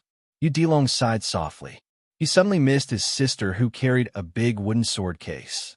Hearing the sound of light footsteps, Yu Dilong turned around and saw the woman who he didn't know whether to call sister or aunt carry 2 small stools. She put one next to him and sat on the other. Yu Dilong hesitated for a moment, but still sat on the stool. He sat upright and looked straight ahead. The widowed Pei Nanwei looked at the child's rigid sitting posture and asked softly, "What do you do?" Yu Dilong thought carefully and said shyly, "I'm my master's disciple." Pei Nanwei was amused. Could it be your master's master? Yu Dilong opened his mouth slightly and blushed. Pei Nanwei didn't say anything else. She looked at the mud in the yard with the child and said to herself, "We should have laid down stone slabs. The 10 kilograms of mud we dug from the swallow's nest ridge is gone." Yu Dilong listened to her nagging and didn't feel annoyed. Perhaps because he was an orphan since childhood, Yu Dilong felt a strange warmth. A voice came from behind them. "Time to eat." At the small square table, Su Fengyan had already served the food and set the bowls and chopsticks. Pei Nanwei and Yu Dilong walked into the house with stools. Pei Nanwei and Su Fengyan sat opposite each other. The child thought for a moment and didn't dare to eat at the table. He just sat on the threshold with the bowl and continued to watch the rain hit the mud. At this moment, the child, who had been thinking about saving enough money to build a house since he could remember, decided that if he wanted to build a house in the future, he would build it according to this yard. "You still know to come back?" "Yes." "What did you do outside? Did you unify Jianghu, kill the emperor of Liang, or flatten Beimang?" "Not really. But haven't you heard the news?" "What should a commoner hear?" "I went out and fought with Wang Xinji and luckily survived." After that, he made a trip to the Eastern Sea's martial emperor city and took away all the weapons.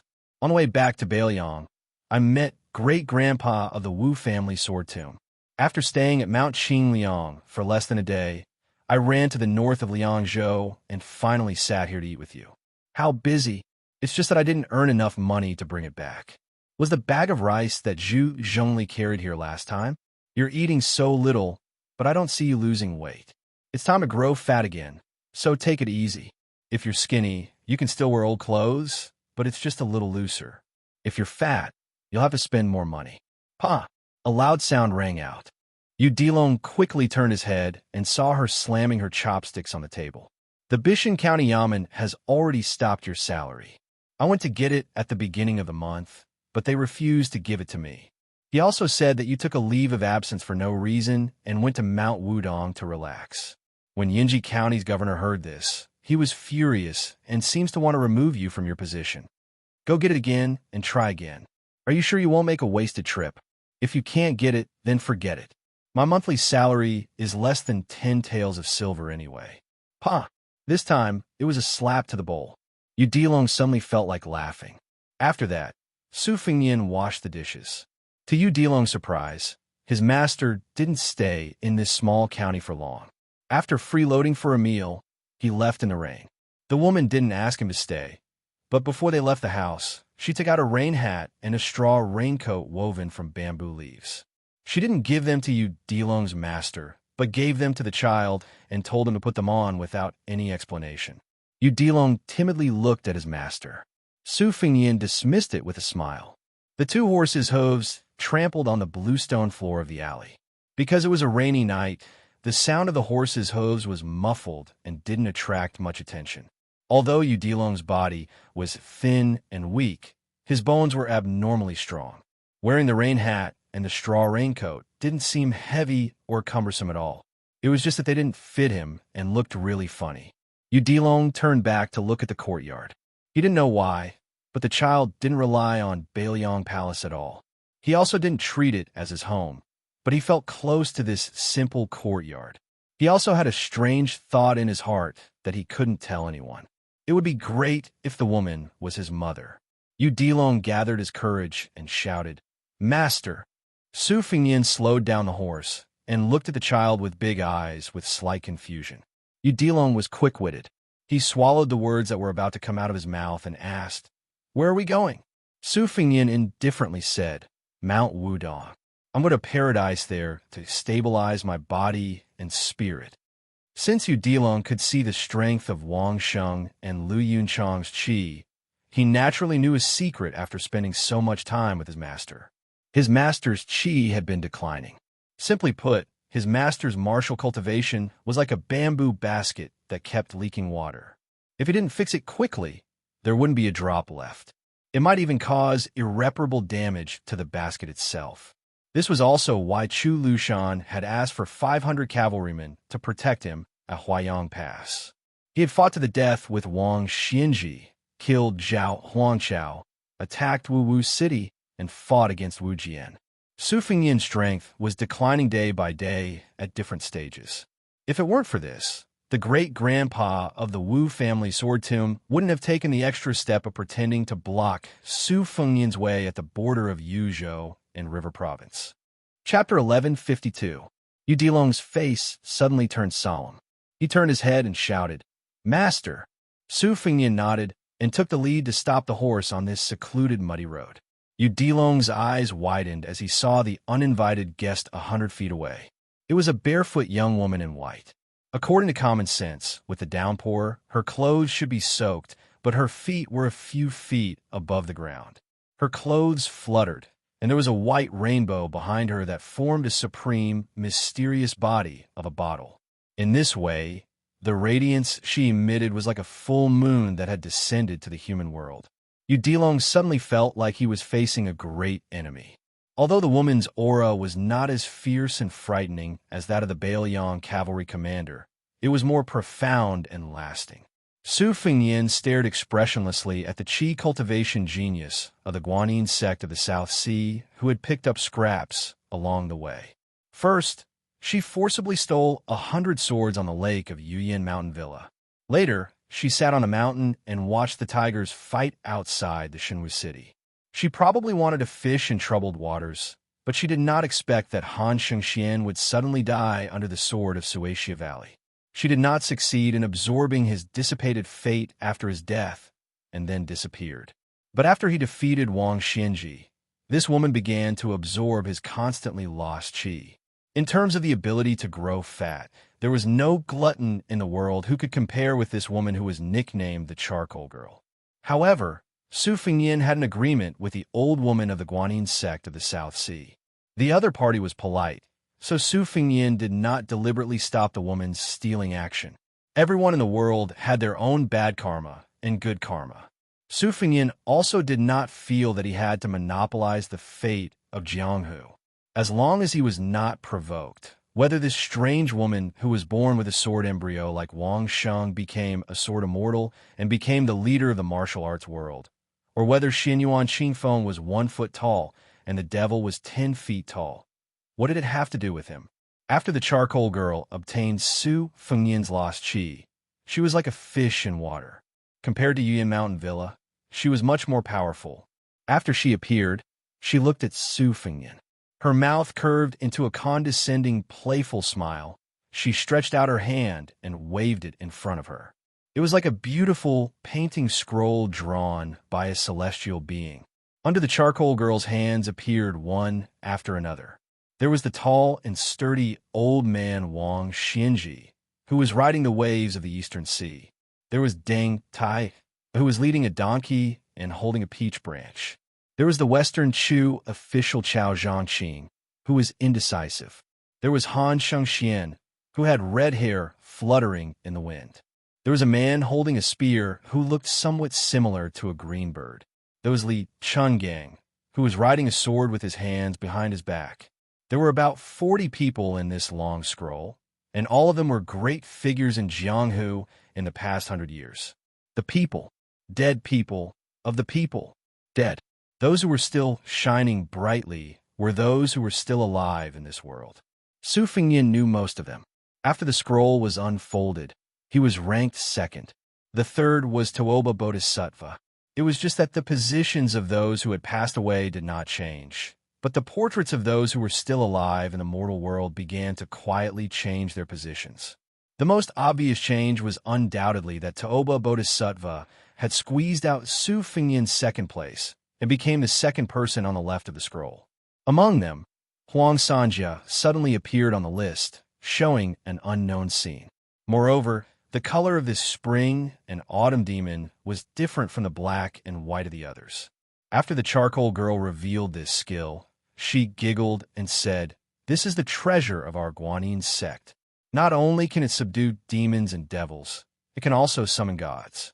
Back then, my master, yes, the one who was defeated by Li Chungang, should have used this to shine in the spring and autumn period." Su Fengyan said calmly, "I know. It's the land pilgrimage painting." The charcoal girl said, "Wow, Su Fengyan, you've even heard of this?" Su Fengyan was silent. The charcoal girl of unknown origin smiled and pointed at the person on the top of the scroll with her slender finger. "Su Fengyan, don't you want to know who this person is?" Su Fengyan shook his head. The girl in white narrowed her eyes and said to herself, "Everything has its vanquisher." Back then, the nameless Taoist sealed the invincible Gao Shulu.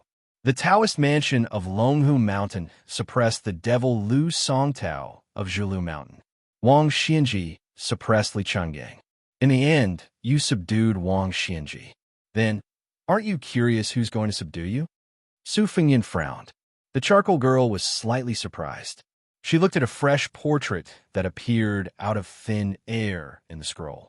She glanced at the earth dragon, then stared at Su Fengyan and continued, "Su Fengyan, don't you know who Qi Xianzhu and Hong Shixiang, who are also the reincarnations of Ancestor Lu, suppressed when they were born?" Su Fengyan looked at the portrait at the top of the scroll. It was not the same as the other people. This person was blurry, but he was wearing a Confucian robe. He sat cross-legged and stared at a white water bowl in front of him. There was about half a bowl of water, and the water surface was slightly rippling. The charcoal girl who had been acting alone asked tirelessly, "Su Fengyan, let me ask you, why is it that in the past 100 years, the Confucian saint is the most difficult to be born? Xinyuan Jingsheng reached this realm less than an hour ago. Huang Longshi is the same. Even Chao Changqing is a dying man." Su Fengyan fell into deep thought. The charcoal girl who had not gotten a response all this time was like a woman who complained about her lover's lack of understanding. She stomped her feet and complained, "Su Fengyan, will you die if you answer me?" Su Fengyan could only sneer. An uncontrollable, strong, killing intent rose in his heart. Intuition told him that if he answered this woman, unless he was at his peak, he would really die. Chapter 1153. The charcoal girl looked at the young vassal king who had made up his mind to practice silent meditation. She did not give up and try to goad him. "Su Fengyan, you were once the most powerful warrior in the world. Why are you afraid of competing with a little girl?" Su Fengyan stared at the Confucian scholar who had placed the bowl in front of him. He understood that the charcoal girl's words contained too many tricks. He could ignore half of the truth. This person was more likely to be the one who could restrain Huang Longshi. Otherwise, the devil Huang Sanjia would not have been so secretive and unwilling to enter the realm of terrestrial immortal. As for the one who really wanted to subdue him, it was most likely the charcoal girl herself. Nurturing qi, gathering fate, occupying fate, and finally achieving the grand qi phenomenon. Step by step, step by step. The charcoal girl's seniority in the Guanyin sect of the South Sea was even higher than that of the old woman. Moreover, she had a sword embryo. Her fate was not bad. Moreover, she had picked up the fate left by Su Fengyan. It could be said that she was blessed with fate. If she could get rid of Su Fengyan here and accept him completely, it was not impossible for her to become an unprecedented terrestrial deva. The Tide Listening Pavilion had collected countless rare copies of martial arts manuals. There were also many classified secret files that recorded the secrets of various sections. The Guanyin sect was the best place for Qi cultivators in the south. However, the Tide Listening Pavilion still could not find any information about the chart of Immortal Pilgrimage. However, Li Chungang, who had personally beaten the charcoal girl's master back to the sea, had mentioned that the girl's martial arts were only outstanding, but her swordsmanship was not top-notch. Even when facing him, she was not willing to use the trump card of a Qi cultivator.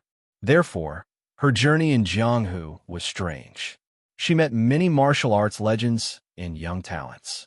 She cast a wide net to catch more fish just to get familiar with them. She must have had an ulterior motive. When Su Fingyin first heard the charcoal girl's long-winded words, he did not pay much attention to what she said. He was more concerned about the reason why Dong Tai drowned the Guanyin sect with his sword.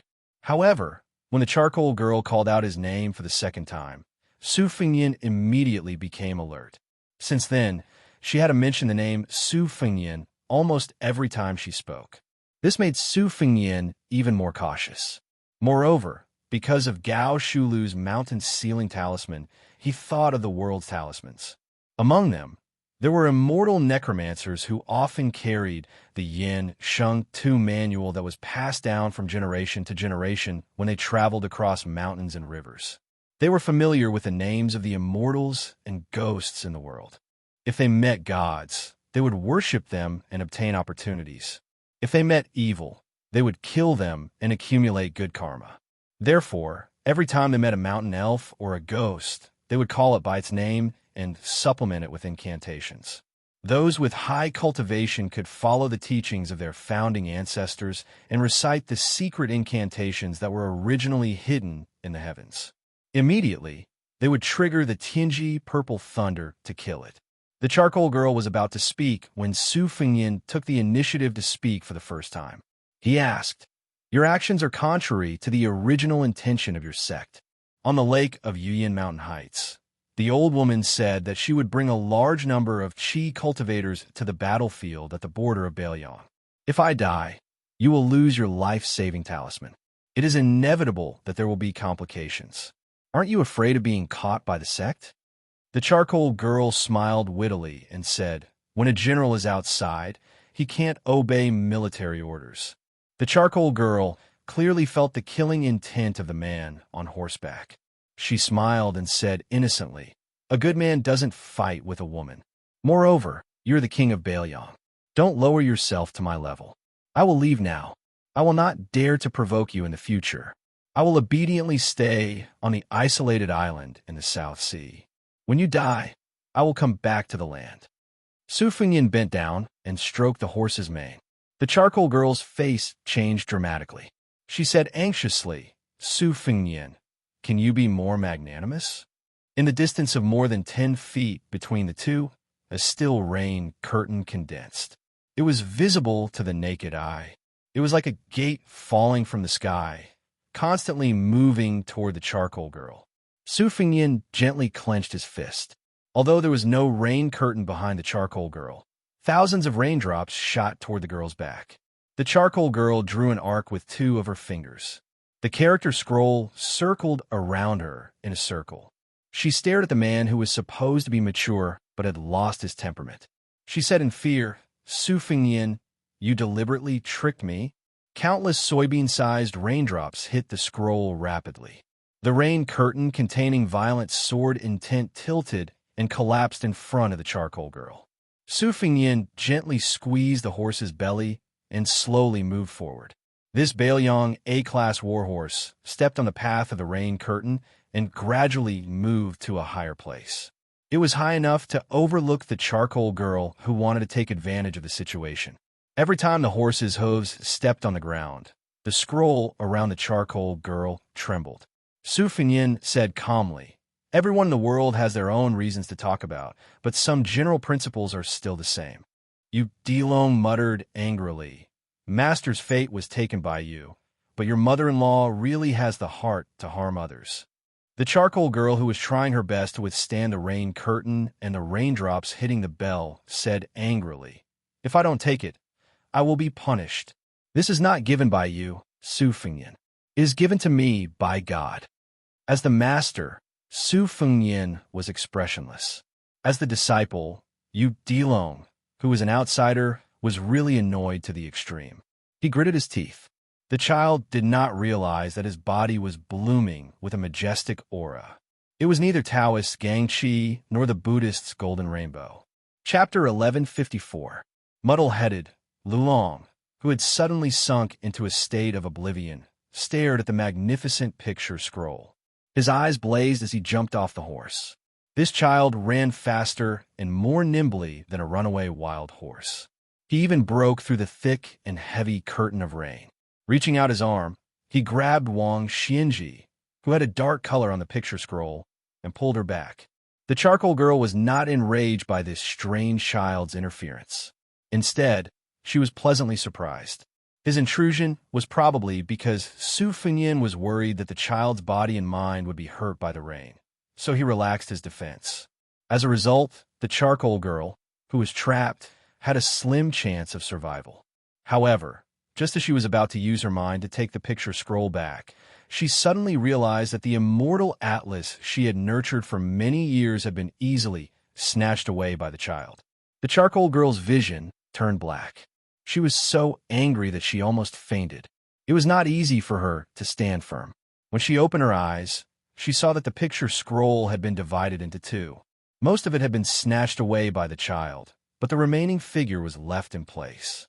The man who had set up the bowl, Su Fengnian. Su Fengnian released his qi. The warhorse fell gently into the mud, safe and sound. He ordered Lulong, "Put it away." Lulong did not know how to put it away. With a thought, the person on the painting quickly overlapped. What he held in his hand was like a painting scroll. The girl was terrified and uneasy. She fell but first into the mud. Her face was snow white. Adding on her white robes, she was like a female ghost wandering in the night. She kept muttering to herself, "How is this possible? How can it be like this?" Su Fengnian did not pay attention to this rude and arrogant young woman. Instead, he looked at the only remaining person. The person in the painting had one hand at the bottom of the bowl. He was still sitting, but his body slowly floated up and coincidentally met Su Fengnian's gaze. Su Fengnian asked, "Was it you who secretly instructed Zhao Huangqiao to go to the Earth Lung Mountain to raise an evil dragon? Then you went with the flow to help Huang Longshu stir up the spring and autumn? In the end, you guarded Great Peace City. When the king of Jing and fought for the throne, it was you who did not let Wang Xianji, the adoptive father of Zhao Hong, the old king of Jing, and go to the capital to support him. All those years of literature and martial arts reviews, most of them were written by you, right?" The man whose face was still blurry did not speak. Su Fengnian asked with a smile, "Heaven, Earth, and man all have their own mathematical principles. Yuan Bunshi has been the same for several decades. He should be keeping an eye on the connections for the Liang dynasty. Zhao Huangqiao cultivated in seclusion, which created the terrain. In that case, you must be the leader of the Qi refinement warriors in the north. However, I am very puzzled. Back then, when Hong Xixiang destroyed the fate energy of the country, two streams of fate energy flowed into Beiliang and West Chu respectively. Why didn't you stop them?" The man finally opened his mouth to speak. The moment he opened his mouth, the world that was pouring with rain instantly fell silent. "It's just a debate between heaven and man. I once defended the Zhao clan, who was blessed by the heavens. As for you, what do you say?" Su Fengnian sneered and said, "Damn, you just like to be self-righteous and spout nonsense." The man asked in return, "Is that so?" Su Fengnian seemed to be unwilling to argue. The man laughed and said, "In the next 10 years, there will be 4 major battles. I only need to win one to win." After sitting and watching the clouds rise and fall for many years, the man finally stood up. His feet seemed to have landed in the mud of this small path. Su Fengnian saw that the man began to walk forward.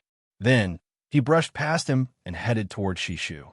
Su Fengnian stood where he was. The dragon was at a loss, while the charcoal girl's heart was like dead ashes. Su Fengnian raised his head and looked at the raindrops falling in the night sky. Every drop was crystal clear. The trend of the world today was no longer so unclear.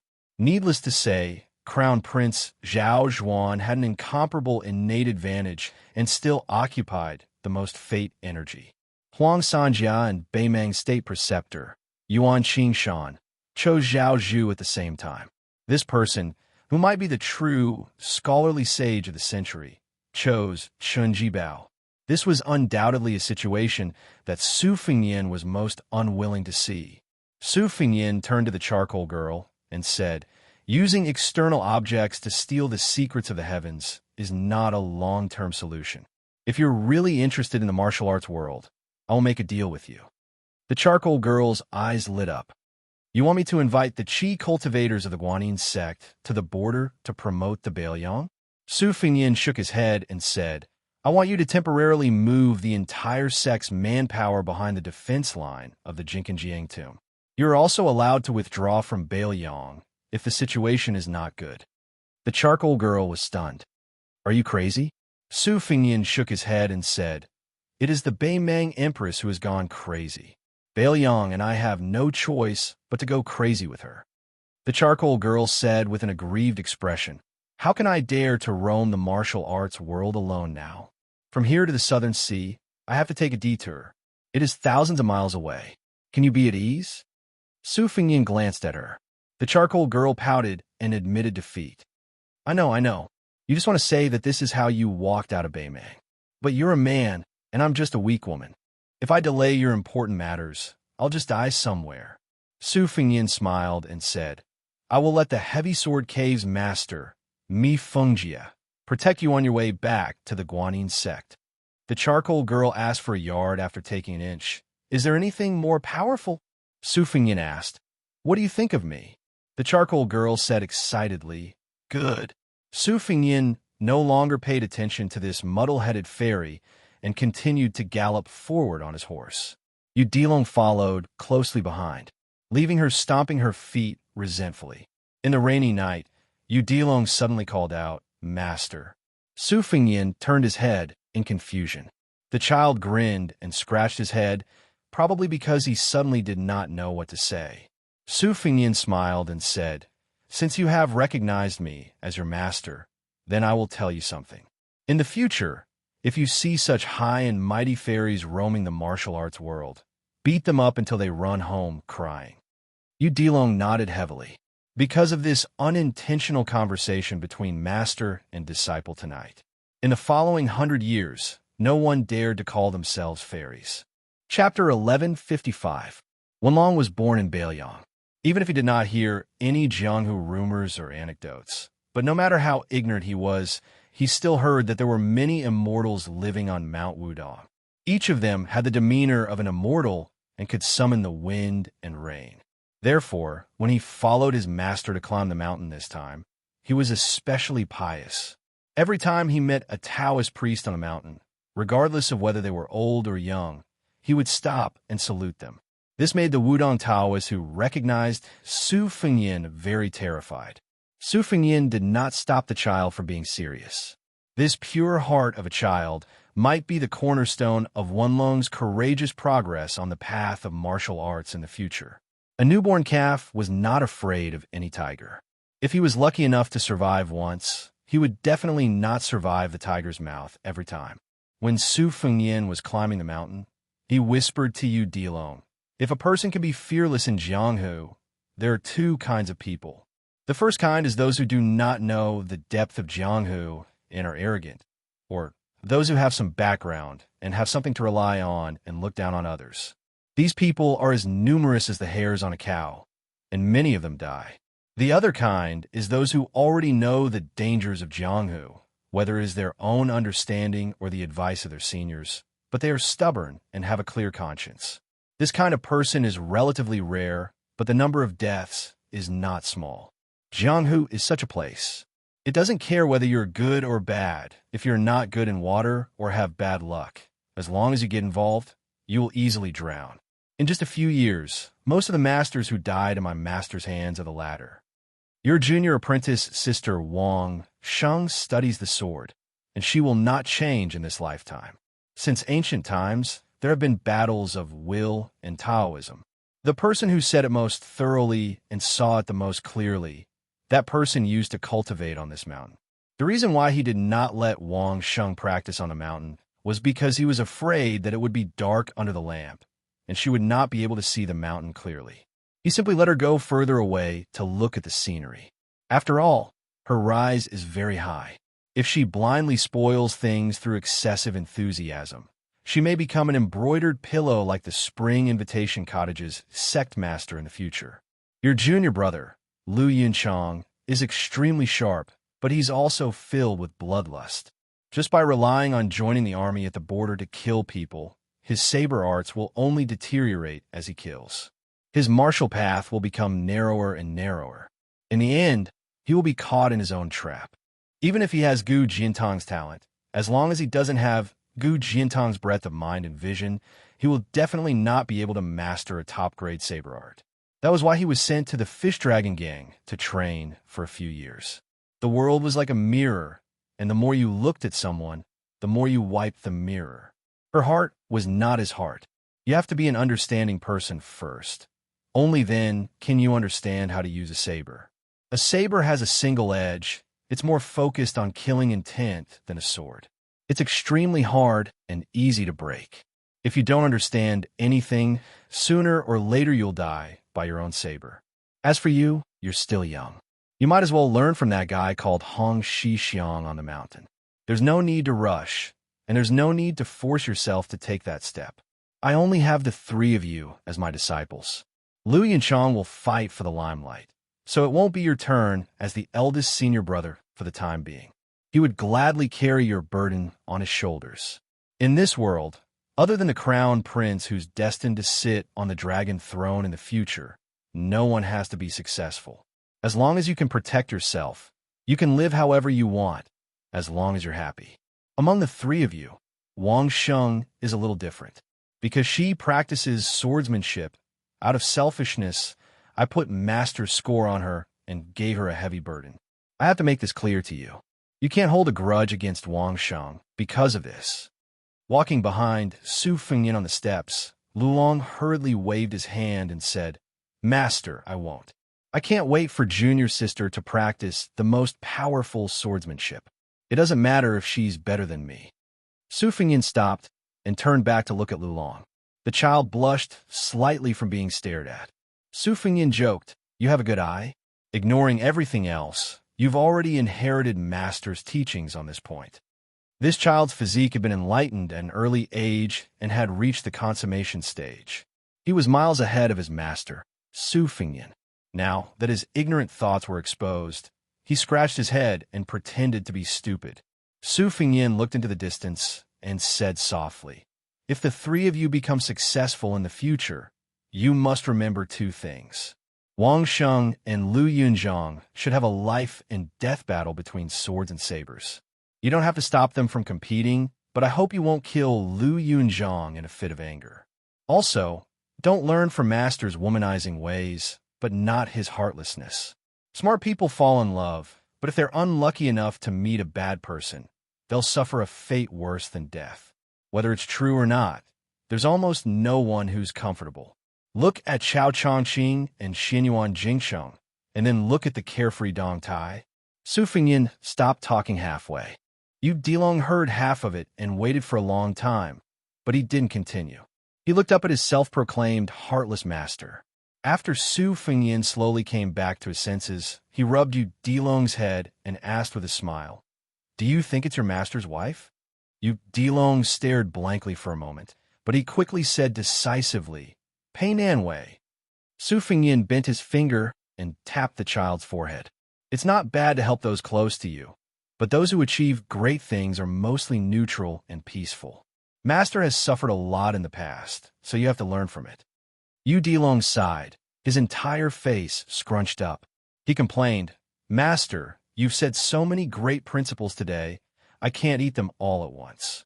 Su Fengyin smiled and said that eating was a blessing, but he really didn't talk to his disciple anymore. The two of them silently climbed up the mountain. Under the secret instruction of Mount Qing Liang, the local government donated several large sums of money to Mount Wudong. They also contributed a lot of manpower to help build a new Black Tortoise Hall, Guanxingge Law Enforcement Bureau, and a series of other grand and elaborate buildings on the mountain. Furthermore, they also built an academy on the mountainside, a place with picturesque hills and limpid waters, where the immortal music of Taoist school was faintly discernible, intertwined with the sound of books, bringing out the best in each other. Some of the old and dilapidated buildings on Mount Wudong that couldn't be repaired were also given a new look. The incense on the mountain was already flourishing, and with the new Prince Liang's undisguised support, the pilgrims were ordinary people. It was impossible to tell whether or not Mount Wudong's celestial aura had increased, but the human and fiery aura was much more than before. Every 1st and 15th day of the month, there were many tourists, and the incense was flourishing. It could almost compete with Mount Longhu. After Su Fengyin met the old Jinren Chunyao, who was in charge of discipline, he settled down next to the elephant washing pond where he used to practice his saber. He didn't deliberately restrain the little dragon, allowing the child to wander around the mountain. Su Fengyin spent most of his time meditating on a huge rock in the middle of the pond. Finally, he stopped the qi in his body from collapsing for 1,000 li. The water level of the pond slowly rose back up. During this period of time, there was a constant stream of courier riders delivering redacted copies of the relatively important Wutongan documents to the mountain. In his spare time, to stabilize his body, Su Fengyin would carefully read through each official document. Other than the courier riders delivering important government affairs, secret military affairs at the border were handed over to the experienced spies of the Fushui Bureau. Among the spies were some newly recruited Jianghu experts, all of whom had already been selected by Chu Lushan. It was unrealistic to have these people fight to the death on the battlefield, but to have them do some relaxing work, they would still be scrambling for it. Selecting Jianghu people to be elite courier soldiers was one of the suggestions put forward by Wang Lifting, who had taken over the Golden Weaving Bureau from Li Shifeng. Apart from this, the Golden Weaving Bureau set up weaving departments in the other 3 prefectures. They could not personally participate in local governance, arresting thieves, or participating in impeachment, but they could help Mount Qingliang secretly report and supervise various affairs. At the same time, it was precisely because of Wang Lifting's suggestion that the total of more than 20 academies in Liangling and Yuzhou, under the leadership of 3 leaders of the literary scene, evaluate 3 best articles of any genre each month. The winner would directly obtain an official position in Beiliang. There was something interesting about this. The literary giant in Liangzhou responsible for reviewing the articles was none other than Wang Chudong, who had written The First Snow. However, the articles that truly reached Su Fengyin's hands were mostly those abandoned articles that criticized the current political situation. Although many of the articles were biased in their point of view, even treacherous and heinous, these scholars had quietly put their names on Wutongan's archives. Even they themselves did not know that many of the resentful works that they had tossed into the wastepaper basket, those crumpled manuscripts, would appear on Mount Qingliang's study desk several days later. Su Fengyin's temporary thatched hut was practically lit at night. On a stormy, thunderous night, Su Fengyin finished reading all the reports from Beiliang spies and the reports from Liang's residents that had been delivered to him. He picked out 3 and spread them out on the table. One came from Huayang Pass, where the border protectorate was located. It was personally written by Chu Lushan. It was said that one's handwriting was like one's person, but Chu Lushan's handwriting was extremely delicate and gentle, practically the handwriting of a woman. It was truly impossible to associate it with his bloated body. The secret letter reported the general progress of the refugees in Liuzhou. After Beiliang relaxed its border restrictions, the number of refugees entering the country had reached a peak. In a single month, the number of people crossing the border had reached 4,000. However, those who chose to enter Beiliang's army were few and far between, almost negligible. Only when the news that Su Fengyin, the king of Beiliang, had killed Wang Xinji spread out, and the newly appointed governor of Liuzhou, Yang Guangdou, added fuel to the fire. Finally, there was a large wave of people. In the short span of 10 days, 6,000 people had taken the initiative to request to join the army at the border. Chapter 1156. although the spring and autumn period had been a long time ago, proving that there were no long-lived generals who could fight against 10,000 men, but an army with 10,000 men as its backbone was completely different. Su Fengyan, Chu Lushan, Yuan Zhuozong, and the others did not think that the valiant refugees could form an army of their own in Liuzhou. They did not believe that they could defend against the charge of Beimang's cavalry. With hundreds of thousands of refugees, it was true that everyone could mount a horse and fight. However, in a mature army, even after 10 to 20% of casualties, the army's morale would still be intact. These refugees seemed to have a large number, but in a real battle, not only would they not be able to withstand a single blow, they might even break up Beiliang's original formation. Therefore, the best situation was to scatter these refugees and send them to the border army. Then, a portion of Beiliang's elites will be transferred to Liuzhou. They will be the cornerstone of Liuzhou's defense against Beimang's cavalry. However, this kind of thing cannot be forced. Although the refugees did not have to worry about food and clothing after joining the army, it was still a job where one's head was tied to one's belt. No one was stupid. A bad life was better than a good death. Su Fengyan mocked himself. The title of #1 in the world is still very useful. The secret letter also mentioned the conflicts between the refugees and the old soldiers after joining the army. There were even people who could not bear the humiliation and killed people in anger, almost causing a mutiny. In the letter, Chu Lushan said that as long as the refugees were involved, they would be executed. Su Fengyan sighed. Although the refugees who survived the pile of corpses were fierce and brave, they did not dare to cause trouble in Beiliang's army. Naturally, it was the old soldiers who looked down on the refugees first. It could be said that the deaths of these refugees were extremely wronged. However, Su Fengyan did not want to change Chu Lushan's decision. Without rules, nothing could be accomplished. In the army camp, the old soldiers bullied the new soldiers. This was a bad habit that no leader could get rid of. If the old soldiers at the border bullied the new soldiers, they would be punished. However, if the new soldiers broke the rules, they would be killed. If the refugees wanted to stand out, they only had one chance, and that was to fight in the battlefield and win the respect of the old soldiers. They had to treat them as brothers and comrades. There was no other path for them to take. The second letter came from Wutangan. Liang carried out a large-scale extermination of Buddhism, so the number of displaced monks entering the country was as numerous as the carps crossing the river. It was inevitable that both mud and sand would sink together. Naturally, not everyone was an eminent monk who was wholeheartedly devoted to Buddhism and did not stir up dust. The reason why they cultivated Buddhism was because they had not yet become Buddha. Among them, there were many famous monks who were used to living like princes. They used various channels to ask the government for the tax-exempt land granted by the temple. Nominally, they were praying for Su Fengyan, the prince of northern Liang's temple. There was a dispute in Wutangan because of this. Su Weisheng's opinion was that not only should they not open this mouth, they should also order the local government to severely reprimand these monks and expel them.